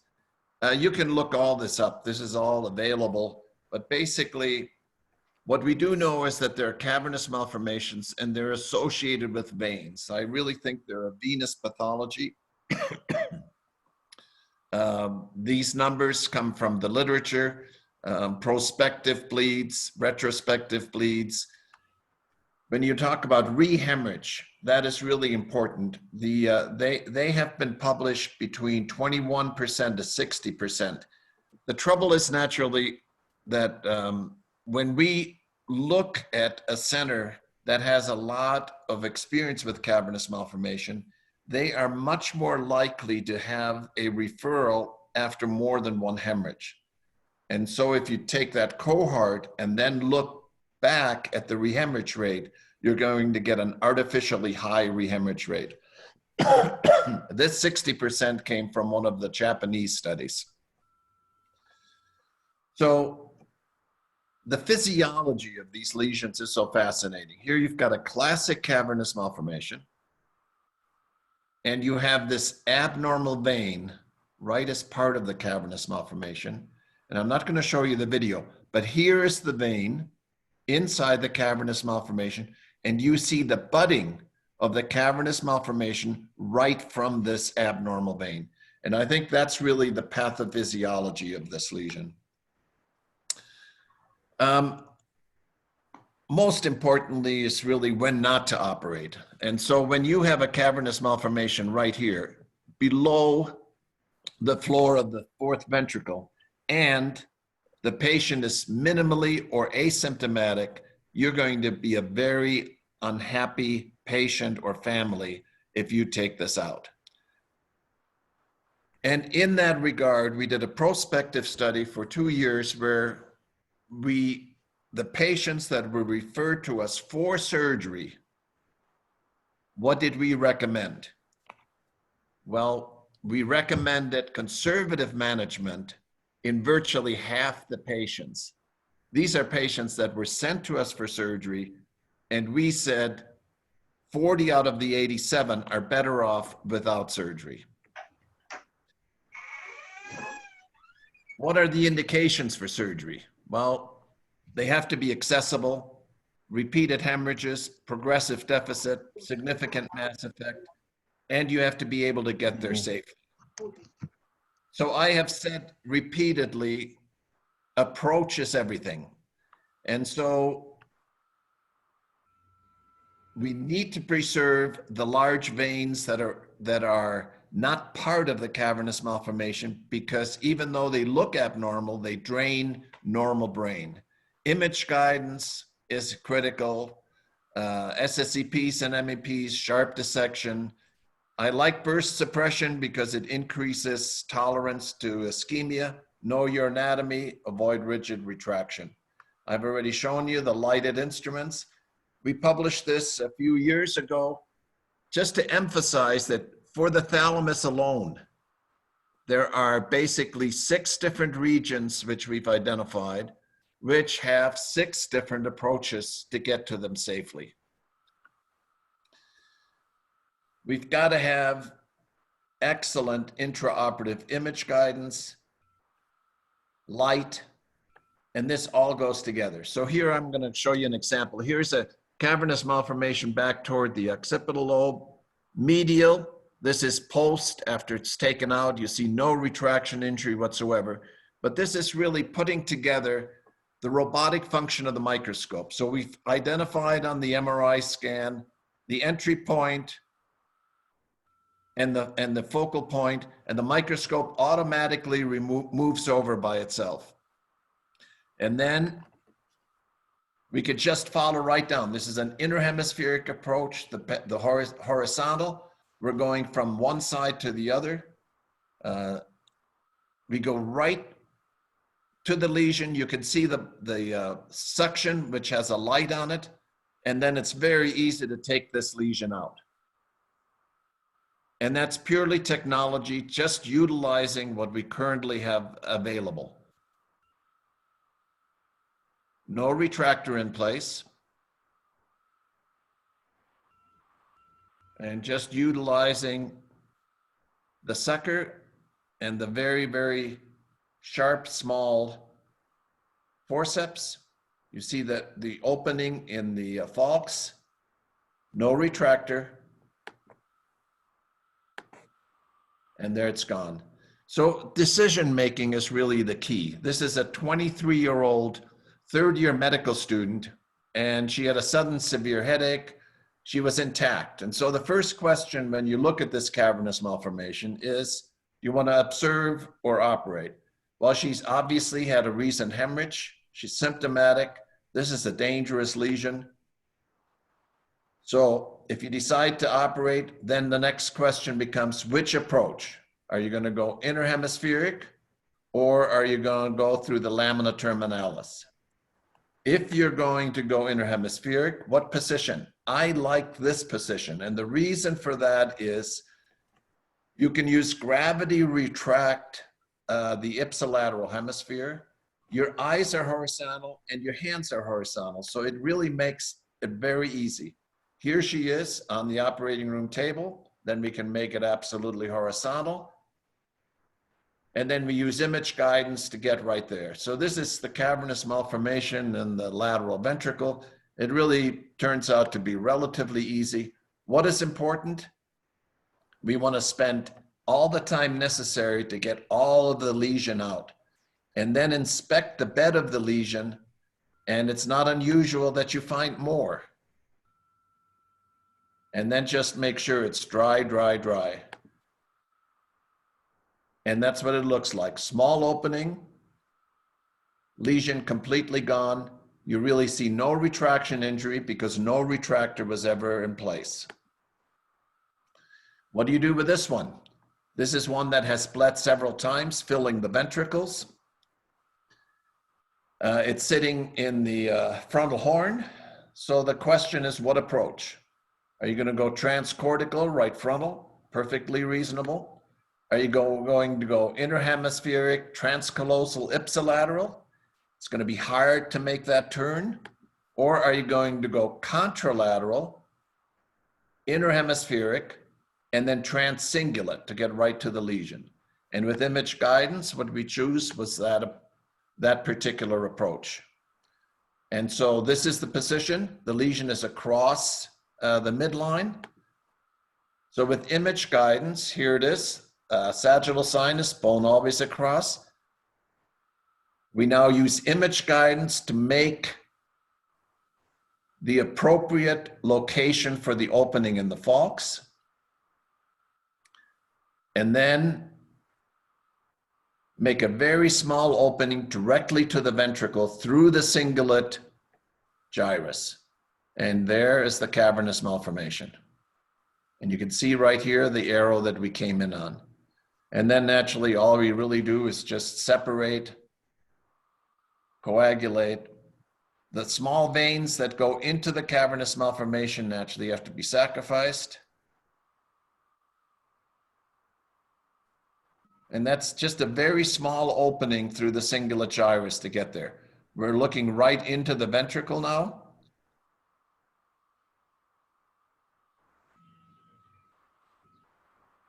And then we lift out the lesion.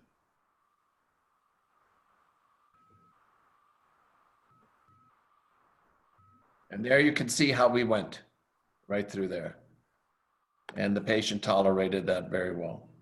So I'm just gonna go from the bottom up and show cases that exemplify the approach. So far lateral, what we really wanna do is, when we have a lesion like this is a young woman from London, cutting the dentate ligament, little exposure through the far lateral approach.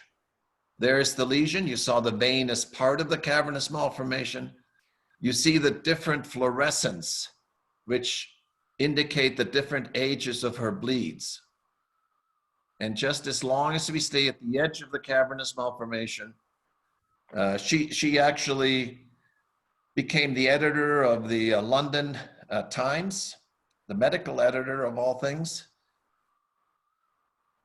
And there it's all gone, no retractor required. And she wrote a book called Dipped in Oblivion, which is nice because it's nice to see how a patient, reminds us how a patient sees things, which are obviously for them an incredible experience. Telovelar approach, which is nothing more than a suboccipital craniotomy, but going out lateral through the foramen of Luschke. So when you have this lesion, that's out lateral, recent hemorrhage. What we want to do is this approach, anatomy, anatomy, anatomy, going out through the foramen of Luschke. So here it is, feet are up here.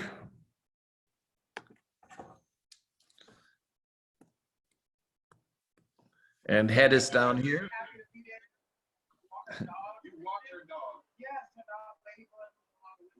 You might want to mute your microphones. But here we are going right out the foramen of Luschke, the typical color. Here's pica, and the patient is in nothing more than a prone position. And we just keep going out the foramen of Luschke and then make an opening based on image guidance to get right to the cavernous malformation.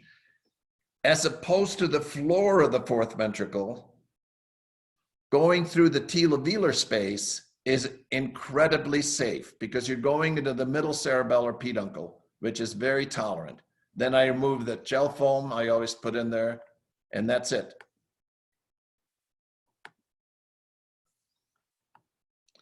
And there you can see the post-op where the cavernous malformation was. Retrosigmoid, it's a very, very important approach. I used to do a lot of transpetrosal approaches, and they've virtually all been replaced by the retrosigmoid, as I showed you with the ICA aneurysm.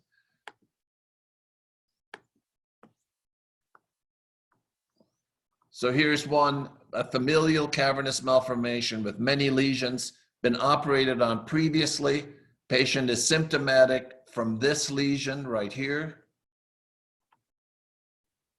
So this is what we want to do, is we want to come right down the middle of the lesion, not off to the side. So right down through the middle, so that when we have to eradicate it, we have an equal distance in both directions. And very nice, naturally, is knowing that we're at the end of the lesion. Again, help from image guidance. Here it is. What we're going to do is just climb up to the brainstem. We're following up the fifth cranial nerve. We just keep going until our trajectory puts us right down the middle of the lesion. So here we are on the brainstem, no retractor, making an opening, getting into the cave mal, and then just removing it. And this is a big one, so we keep removing and we keep removing, we keep removing until we really get it all out. And so we're really not hurting the brain whatsoever. And again, we want to look to make sure we have it all out. And then this is what it looks like, completely empty. This is where we went in. You can see right very nicely how we came in. I'm going to show you this one, not because it's any different, but what's important is opening the petrosal fissure. So if you want to get to the middle cerebellar peduncle, again, we can see a petrosal vein. We try to keep that intact to make sure we don't over retract. Opening all the arachnoid planes. And then what we want to do is we want to open the petrosal fissure between the cerebellar hemisphere, just like opening the sylvian fissure. It's a little more fragile, so we have to open it very, very gently. But as we do that, we can get all the way down to the middle cerebellar peduncle. You see that we just keep opening. Again, petrosal vein, fifth cranial nerve. Nose is up here. We just keep opening this, the arachnoid planes, until we get down to the white fibers. And then we can make our opening directly into the cavernous malformation. And we haven't gone through any of the cerebellar content. So we go right down there and we take it out, and that really becomes very simple with this. But I wanted to emphasize, and here there's some air in there. Supracerebellar infratentorial, this is a terrific approach because you can go anywhere along the tentorium, from the midline to right to the retrosigmoid approach. So here we have a classic example. Now here, what is really important is that this here is cerebellum, this is temporal lobe, so this is where the tentorium is. So it's a perfect approach to get to the lateral lemniscus to get to this lesion. Had 3 previous bleeds. This is up, this is down. That's the tentorium right along here. Ambient cistern, 4th cranial nerve. No retractor, despite that the fact that the patient is supine with the head turned. And we get right to the lesion and we take it out. So this is where the sinus is. We always take the bone across so we can pull it, cerebellum, straight shot to the lesion. And there it is post-op. You can see where we came in, and empty cavity. Some get more difficult. This is a young patient from Copenhagen with this large cavernous malformation. Previously had been treated with a shunt and surgery. You can see how far it goes up, right up to the foramen of Monroe. Again, we use the same approach. Here we're going to use, we have to cut the tentorium because we have to get up high to the foramen of Monroe, and then I just open and then internally debulk. So here's the lesion. These are my bipolars.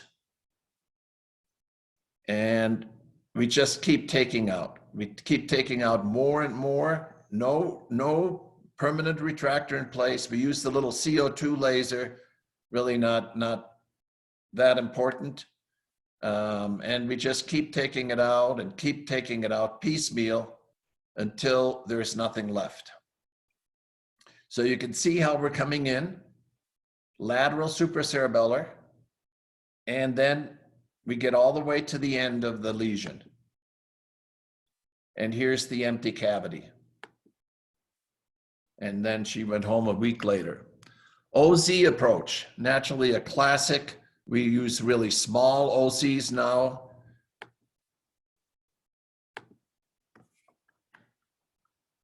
So you have this one. What's important is that you come in lateral. It's relatively straightforward. There's the empty cavity. No change in her exam. More difficult is this. 28-year-old female, 3 episodes of diplopia and right upper extremity, lower extremity weakness. Now she's neurologically intact, but she has this lesion. So here we have the cavernous malformation. Oops. And the question is, how do we get there? We can't really come this way. It's not a good one for this approach because of deep it is. So what you really need to do is you need to come contralateral, interpeduncular cistern to get there. And here it is. So we open everything, optic nerve, internal carotid artery. Turns out that the space between the optic nerve and internal carotid artery is the best. We go to the interpeduncular cistern. We make absolutely sure that our image guidance is accurate by checking with normal anatomy. And then in the interpeduncular space, we separate the small vessels until we see where we need to go. And then with a very, very small opening, no retractor, we're between optic nerve and internal carotid artery up on top. We get to the cavernous malformation, and with very small pituitary-like instruments, we're able to get it out. And there it comes. And then making sure it's dry. And that's how we came in, this way right here.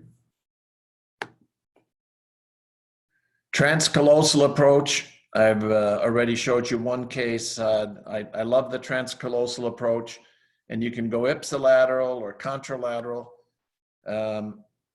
So when you have a case like this, it's obviously much easier to come contralateral, so your trajectory is right down the middle. I won't show you the video for this one, but here you see the post-op, and there is no retraction injury, just because you really come right through without any rigid retraction. This is a little more difficult. This is a cavernous malformation that's on the roof of the third ventricle. You can see it right here on the roof of the third ventricle. So again, lateral position, sinus is here. I always go across so we can pull this over so that we get a couple more millimeters of exposure. Interhemispheric approach, corpus callosum, foramen of Monroe, choroid plexus. So now we're going to open the third ventricle. I like to go lateral to the choroid plexus. Why? Because I can use the choroid plexus to further protect the fornix. That's what I'm worried about. Now we're in the third ventricle, opening this.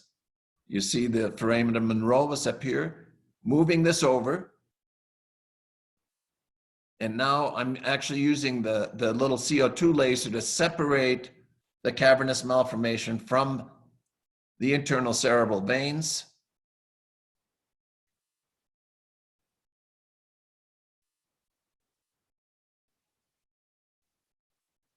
And there it comes. And you can see the position, no retractor in place. And here it is, lesion is gone, and that was our approach. A little more difficult is this young man from Israel who has this cavernous malformation sitting right at the top of the aqueduct, posterior third ventricle aqueduct. Maybe better seen here, third ventricle, lesion, and sitting right in the aqueduct. So we're going to do exactly the same approach. Now we're in the third ventricle. That's the aqueduct, the opening into the aqueduct, and we carefully remove the cavernous malformation.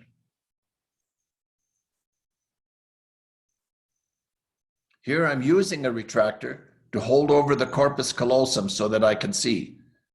You should use a retractor naturally if it helps you, just not a routine first step. And so we just remove the cavernous malformation piecemeal until it's gone.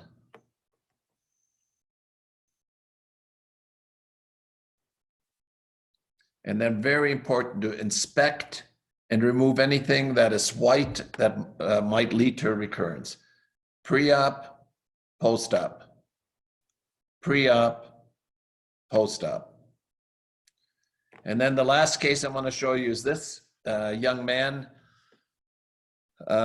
Mexican father and Italian mother.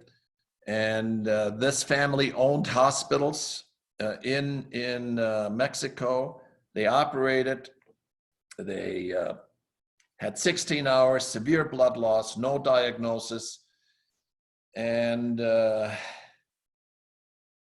they put in a shunt, which probably saved his life. He went to Houston, where they attempted the same thing and again stopped because of blood loss. So here's the lesion.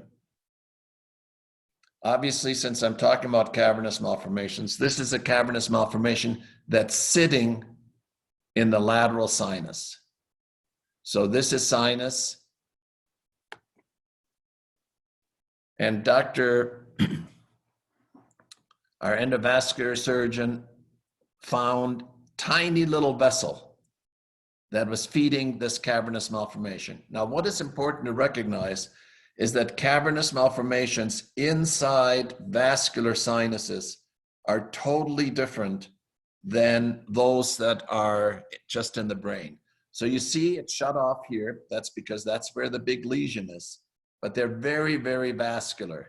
And they are also responsive to radiation as opposed to not. But this is where Dr. Albuquerque put in all this onyx worth for about 2 Mercedes Benzes. So the first thing I did was make it open, bigger craniotomy, and then I separated it from the sinus on both sides and probably never needed the onyx. But then you'll see the sparking from the onyx as I remove this lesion. Or just watch this sparking. That's the onyx sparking. And it actually became a very simple operation because all I had to do was take this lesion away from the brain, not touch the brain, sinus edge here, sinus edge over here, and here it comes out. And so you can really see the empty space. This is him with his beautiful mom. Here's the empty cavity. Then when I was very disappointed that his mom kissed him instead of me. So 1 year follow-up, this is what it looked like. He was an excellent soccer player and a very good student. And this is 9 year, pre-op, post-op.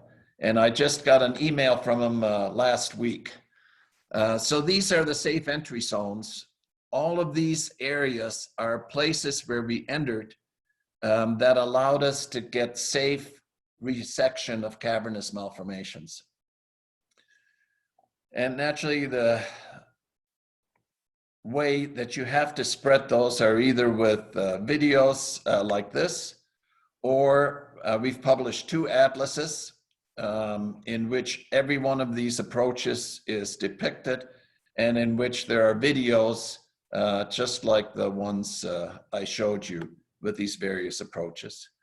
So in conclusion, I wanted to emphasize when and when not to operate, when the fact is that symptomatic and accessible cavernous malformations can be resected safely. Naturally, approaches are important. Appropriate exposure allows resection of virtually all cavernous malformation. Can't do it without image guidance, and I like minimal brain retraction. Anatomy, anatomy, anatomy. Can't overemphasize that. And I thank you very much for your attention. Thank you, Professor Speder, for this nice, interesting, experienced work and presentation. Thanks indeed. Now we open the discussion, and we have a question from Dr. Walid Saadani. Yes, And then doctor. Walid, please. Hello, good evening. Walid. Yes, do you hear me? Yes, Yes, yes. Go on, please. Thank you. It's a great honor, Professor Spechler, to watch you again, giving us these wonderful presentations. I will remind you that I am Walid Al-Sadani. I am the head of Department of Neurosurgery, Alexandria University. And it looks like destiny is playing its role again. We chat together through the email last February after I contacted Barbara, inviting you to our planned meeting in Alexandria. However, at that time, your schedule was so busy, and I had a promise from you that whenever possible, we'll meet. And it turned around that there is a good aspect in COVID, and we met through this webinar, and we are so glad to have you with us, sir. Thank you. I will remind you, but you probably wouldn't remember me. I was just a visiting fellow at the University of Arizona, Tucson, with Professor Alan Hamilton, and I had the privilege of meeting you when you visited Tucson, giving us a wonderful lecture about the AVMs. And I met you again in a meeting in Phoenix at the Barrow Institute. It's always a pleasure to watch you and listen to your presentations, which give us a lot of experience. Thank you, sir. My question is about vascular malformations, whether cavernous or whether full AVMs. If they present with epilepsy alone, would you go for what we call as I was trained actually with Martin Wynand, and I always think as a functional neurosurgeon. So if an AVM or a vascular malformation presents with epilepsy alone, would you operate through lesionectomy alone, or you conjunct your lesionectomy with perilesional cortectomy, or you would refer it to an epilepsy surgeon? Yeah. So I am a big believer because both cavernous malformations and AVMs can present with seizures. More commonly, cavernous malformations because they have that hemosiderin ring that goes around the cavernous malformation, which is that leaching of blood out, and it's the hemosiderin that causes the seizure. The fact that when you do only a lesionectomy, you get 85% of patients whose seizures stop. To me, that would suggest that the first thing you really want to do is just take out the lesion and see what happens. I'm very uncomfortable taking out brain unless there's a distinct advantage. So I'd rather have the 15% have a second operation if necessary, rather than take 100% brain that 85% don't need to lose. Thank you, sir. Thank you. You're welcome. Omar Hamad. Omar, can I have some comments and questions, please? Please. Professor Osama Al-Ghannam, former Dean of Faculty of Medicine, Azhar University, and Honorary President of the Egyptian Society. Please go ahead.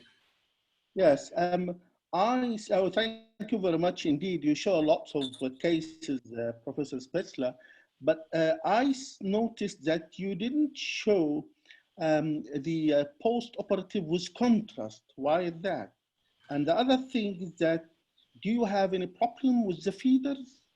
And do you think it's easier to work on cavernous malformation rather than operating on AVM? Because in AVM, I think it's difficult, and you have, but in cavernous you have a well-defined wall, as you mentioned, hemosiderin, so it's easily separated, and probably you find a very tiny feeder.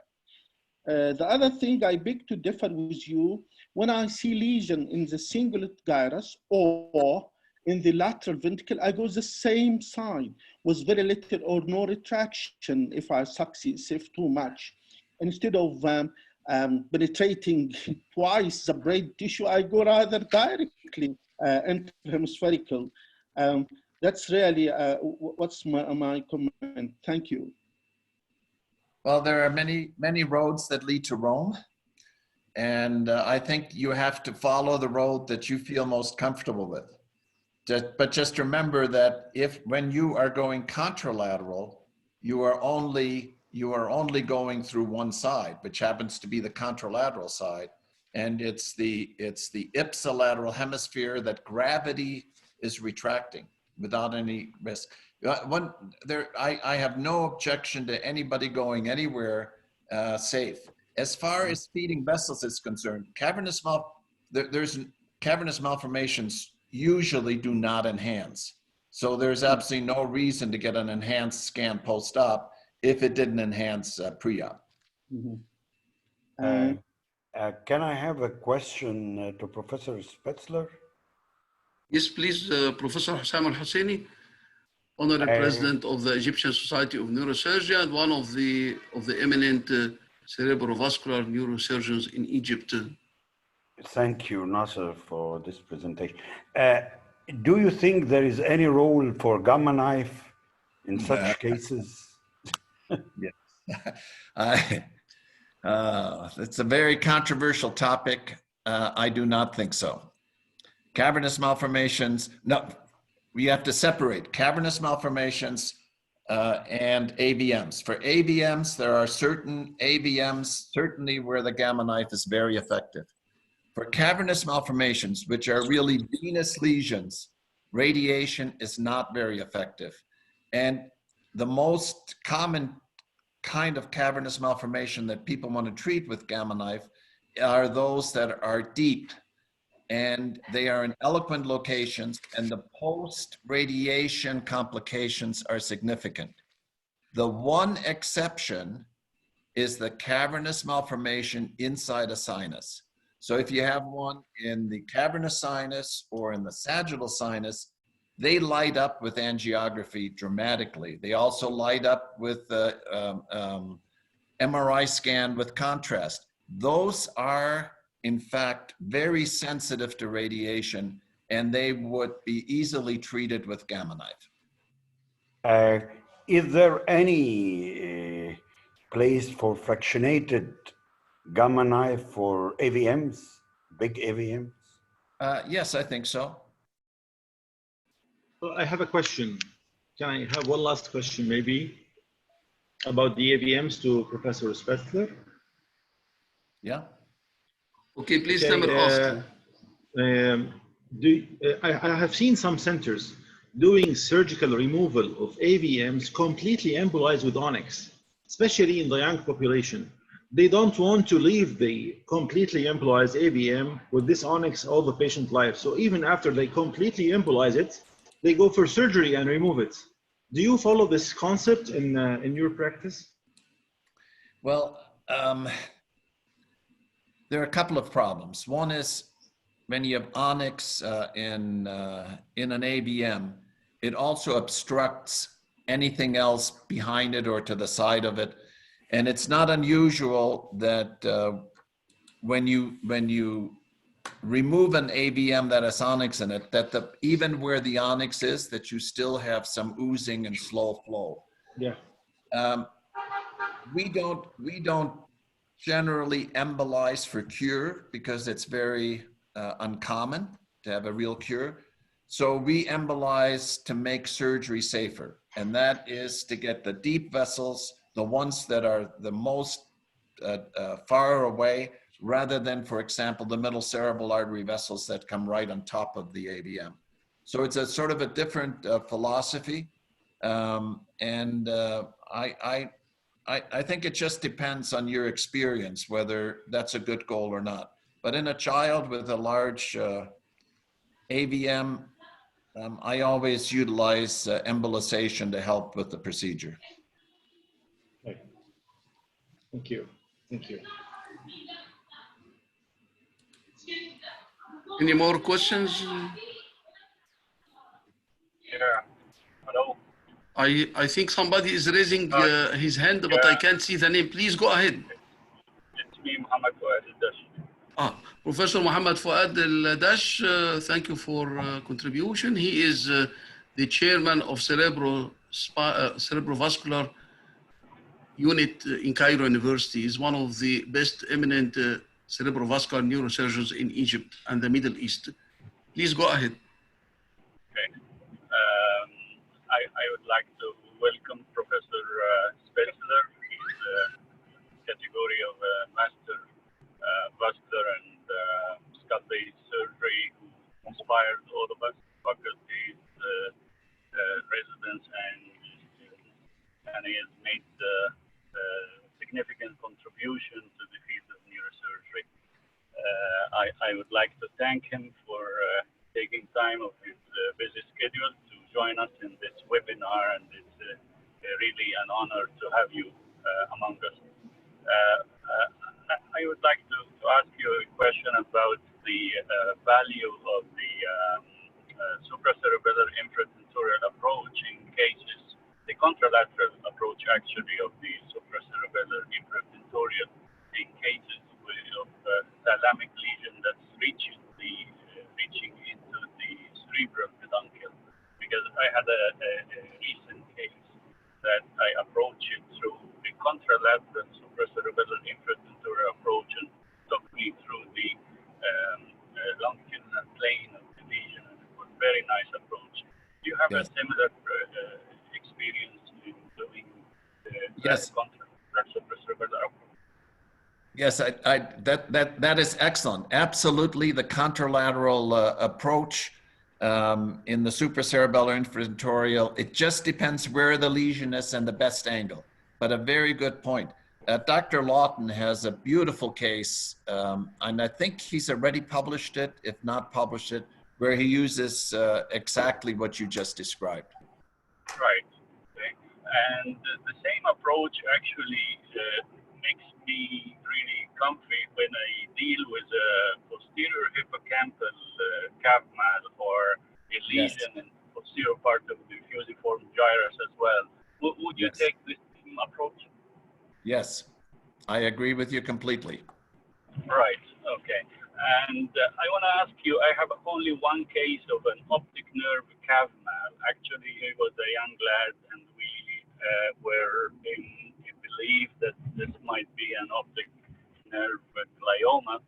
And we went in, and to our surprise, it was a calf mal, and we took it out, and the patient vision improved dramatically. But this was only one case in my experience over the last 30 years or so. Have you had a similar cases of optic nerve calf mal in your large series?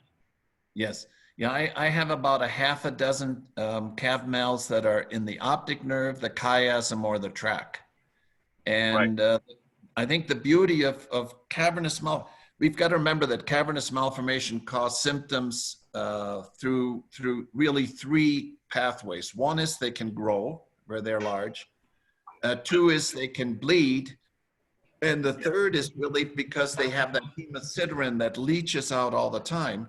And hemosiderin is very toxic to the brain. And that's why taking out calf mals in the visual pathway can often lead to very, very nice postoperative results. Yeah, indeed. And in the event of a large cavernous sinus cavernoma, they usually bleed like hell. Would you use much of a T-seal injection into the sinus to control the bleeding, or what kind of strategy do you use? So I've actually published our cavernous malformations within the cavernous sinus, and as you imply, they're very, very vascular, and those are the ones you can embolize, but they are also the ones that are sensitive to gamma knife radiation. So if I found somebody that just had an incidental cavernous malformation inside the cavernous sinus, I think I would use gamma knife as my first order of treatment. Right.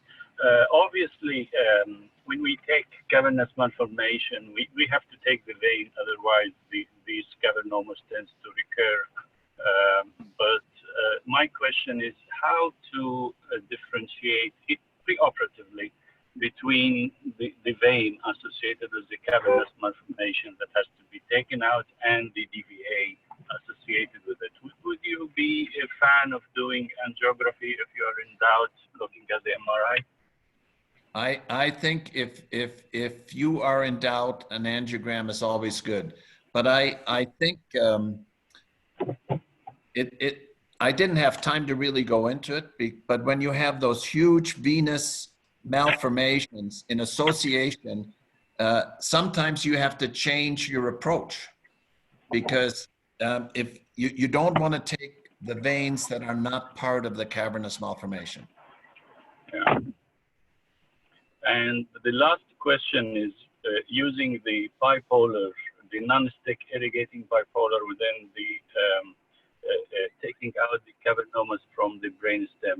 I was really very shy to do this in the beginning of my experience, but then I became very liberal using them to over the cavernoma, of course, not on the brain, just to shrink the cavernoma and try to take it as one piece if they are small in size. Would you use the bipolar as well? Yes. Exactly. Yeah. Yeah, it's very strange, because it wasn't that many decades ago I said never bipolar on the brainstem, and then we bipolar all the time in order to get really complete control of of any bleeding whatsoever. Yes, and I love ice-cooled irrigating bipolars. Of course, yeah. My last question is about the basilar tip aneurysms. Would you agree that large basilar tip aneurysms that have some thrombus within are really resistant to endovascular therapy, and we should consider doing it like open surgery and consume all our battery of surgical approaches and techniques, including bypass? Yes, emphatically yes. Okay, thank you. Thank you. Thank you, Mohammed. I think it is the time to close the session. Unfortunately, we have to finish now. We are all enjoying discussing such important issues with Professor Spitzler. Dr. Nasser. أيوة. There is a question from Dr. Amr Shahabi. He's one of the... Amr Shahabi is here? Okay. Yes, please. Okay. He's one of the group of radiosurgery Nasser Institute with a great experience in neurosurgical vascular lesions and tumors. Unmute yourself, please, Dr. Amr. Thank you, Dr. Omar. Can you hear me? Yes. Yes. Perfect. Yes, thank you, Dr. Omar. Thank you, Dr. Nasser. And thank you, especially, of course, Professor Spitzler, for your excellent presentations. We are all very grateful for your participation and your input regarding vascular lesions. My question, we have some experience with treating cavernomas with radiosurgery, and there's a special interest in brainstem cavernomas. There's a lot of debate on cavernomas in the brainstem being treated with radiosurgery. I was curious, what's your position on this? Would you refer a patient with a brainstem cavernoma for radiosurgery, or are you just against it all? Yeah, so I am against it. And the reason is maybe 18 years ago or so, Pittsburgh-led study, a prospective study, started to allow any brainstem cavernous malformation to be treated with gamma knife if it was not suitable for surgery. From around the country in the United States, not a single patient was entered into the study. I have seen way too many complications from radio surgery for brainstem cavernous malformations. So in my opinion, radiosurgery is not appropriate for brainstem cavernous malformations. entirely different if we were talking about AVMs. Okay. Of course, I respect your position, and if we're talking with Professor Spetzler, then it would be inappropriate to mention radiosurgery. But I just would like to share with you our humble experience with this treatment of the brainstem cavernomas by radiosurgery. What it boils down to, in my opinion, because hands down, surgery is the treatment of choice. But what it boils down is to the morbidity. What morbidity of surgery against the morbidity that would be caused by radiosurgery. Of course, the morbidity with surgery is very variable and depends on the experience of the center doing the surgery. It's very variable. You can go into the literature and you will find from 10% morbidity up to 50% morbidity. Unlike radiosurgery morbidity is relatively uniform and low and is reported in literature not to exceed from 15 to 20%, and they are usually what we call temporary adverse radiation effects. You know, the edema that occurs after radiosurgery for a period of time then resolves, and most of the patients recover well from it. In my opinion, the major concern with radiosurgery with cavernomas is that you can never really prove that you have treated the patient because it's not like doing an angio after treating an AVM and the AVM has disappeared. For cavernomas, it's more complicated. We have to resort to other methods to establish if actually the treatment has worked or not. What we use is the annual hemorrhage rate. That's the instance of hemorrhages occurring before gamma knife treatment in relation to the annual to the instance of hemorrhages occurring after. So there is abundance of literature that has established that there is a significant reduction in the instance of hemorrhage after treatment with gamma knife, even for brainstem cavernomas. So to sum up, so that I don't talk too much, in our humble experience, the morbidity or the adverse effects that occur after radiosurgery for brainstem lesions does not exceed 15%, and we will publish our results soon. It's actually being peer reviewed at the time being. So that's our opinion on this. Thank you very much, Professor Spetzler, and I respect your opinion, of course. Well, thank you, and I respect your opinion. We just happen to disagree on this. I look forward to the publication, but if you look at, for example, Steiner, who initially was enthusiastic, stopped radiating cavernous malformations altogether, and he sent me his brainstem cavernous malformations. Yes, sir. We need to explore what we have available for our patients, and as I said before, there are more than one road to Rome. Yes, of course. But if you mentioned Steiner, Professor Steiner, the problem with what Professor Steiner was reporting was that the doses used were very high. That was at the beginning of radiosurgery. I think that's the main issue with that. But people reporting after Professor Steiner have all reported lesser adverse effects than he had reported. Yep, but the problem is that cavernous malformations are venous lesions. The veins are not as sensitive as the arteries in order to be occluded. And there's no way to tell after you have radiated whether in fact you've made any difference on the cavernous malformation. Yes, and because you're exactly right, yes.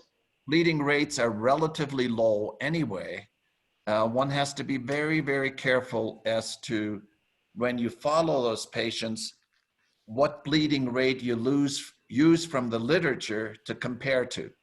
And as I showed you in the beginning, the rebleed rates vary so much. it would be nice to have some sort of prospective study for those lesions to see. I'm happy to look at new data that would change my mind. Okay, I am very excited for you to read our article. I hope soon, and get your feedback on it. All right. Thank so you, much. Amr. Amr is one of the eminent neurosurgeons. He is working in Gamma Knife. Actually, we have 3 Gamma Knife centers in Egypt, and he is leading one of these centers. And as expected, he is going to support Gamma Knife. Any more questions? No. Okay.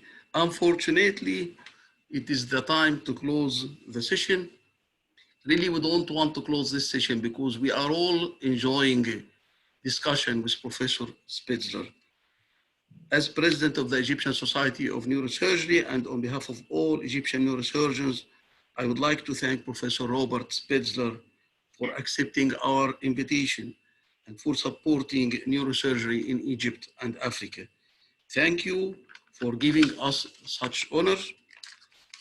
And also, this was one of the most successful webinars we have ever had before, really. Thanks, Professor Tamer Hassan, for all your efforts. Thanks, Professor Omar Youssef, for moderating this session. Thanks to all our participants and attendees. I would also like to thank Utopia Pharma and e-hotline companies for their organization. Let me just make an announcement. We have many cerebrovascular sessions in the next coming few weeks. Next Friday, we have Professor Bin Zhu. This session will be about Moya. On 28th August, we'll have Professor Michael Lawton about surgical treatment of complex aneurysms. On 11th September, we'll have Professor Joha Hernesnimi who speak about frontiers in AV malformations. Thank you, Professor Robert Spitzler, one more time. You honored us by contributing to this webinar. Thank you. Thank you, Professor Nasser. Thank you. Thank you. Professor Spitzler, it was an honor seeing you. And thank all the participants and the organizers. We hope to see you in Cairo. Fair enough. Thank you. Okay. Bye-bye. Bye-bye. Thanks all of you. Thanks. Thank you. Thank you very much. Bye-bye. Goodbye. Dr. Nasser. Thanks, Thank you Dr. very Hassan. much. Goodbye.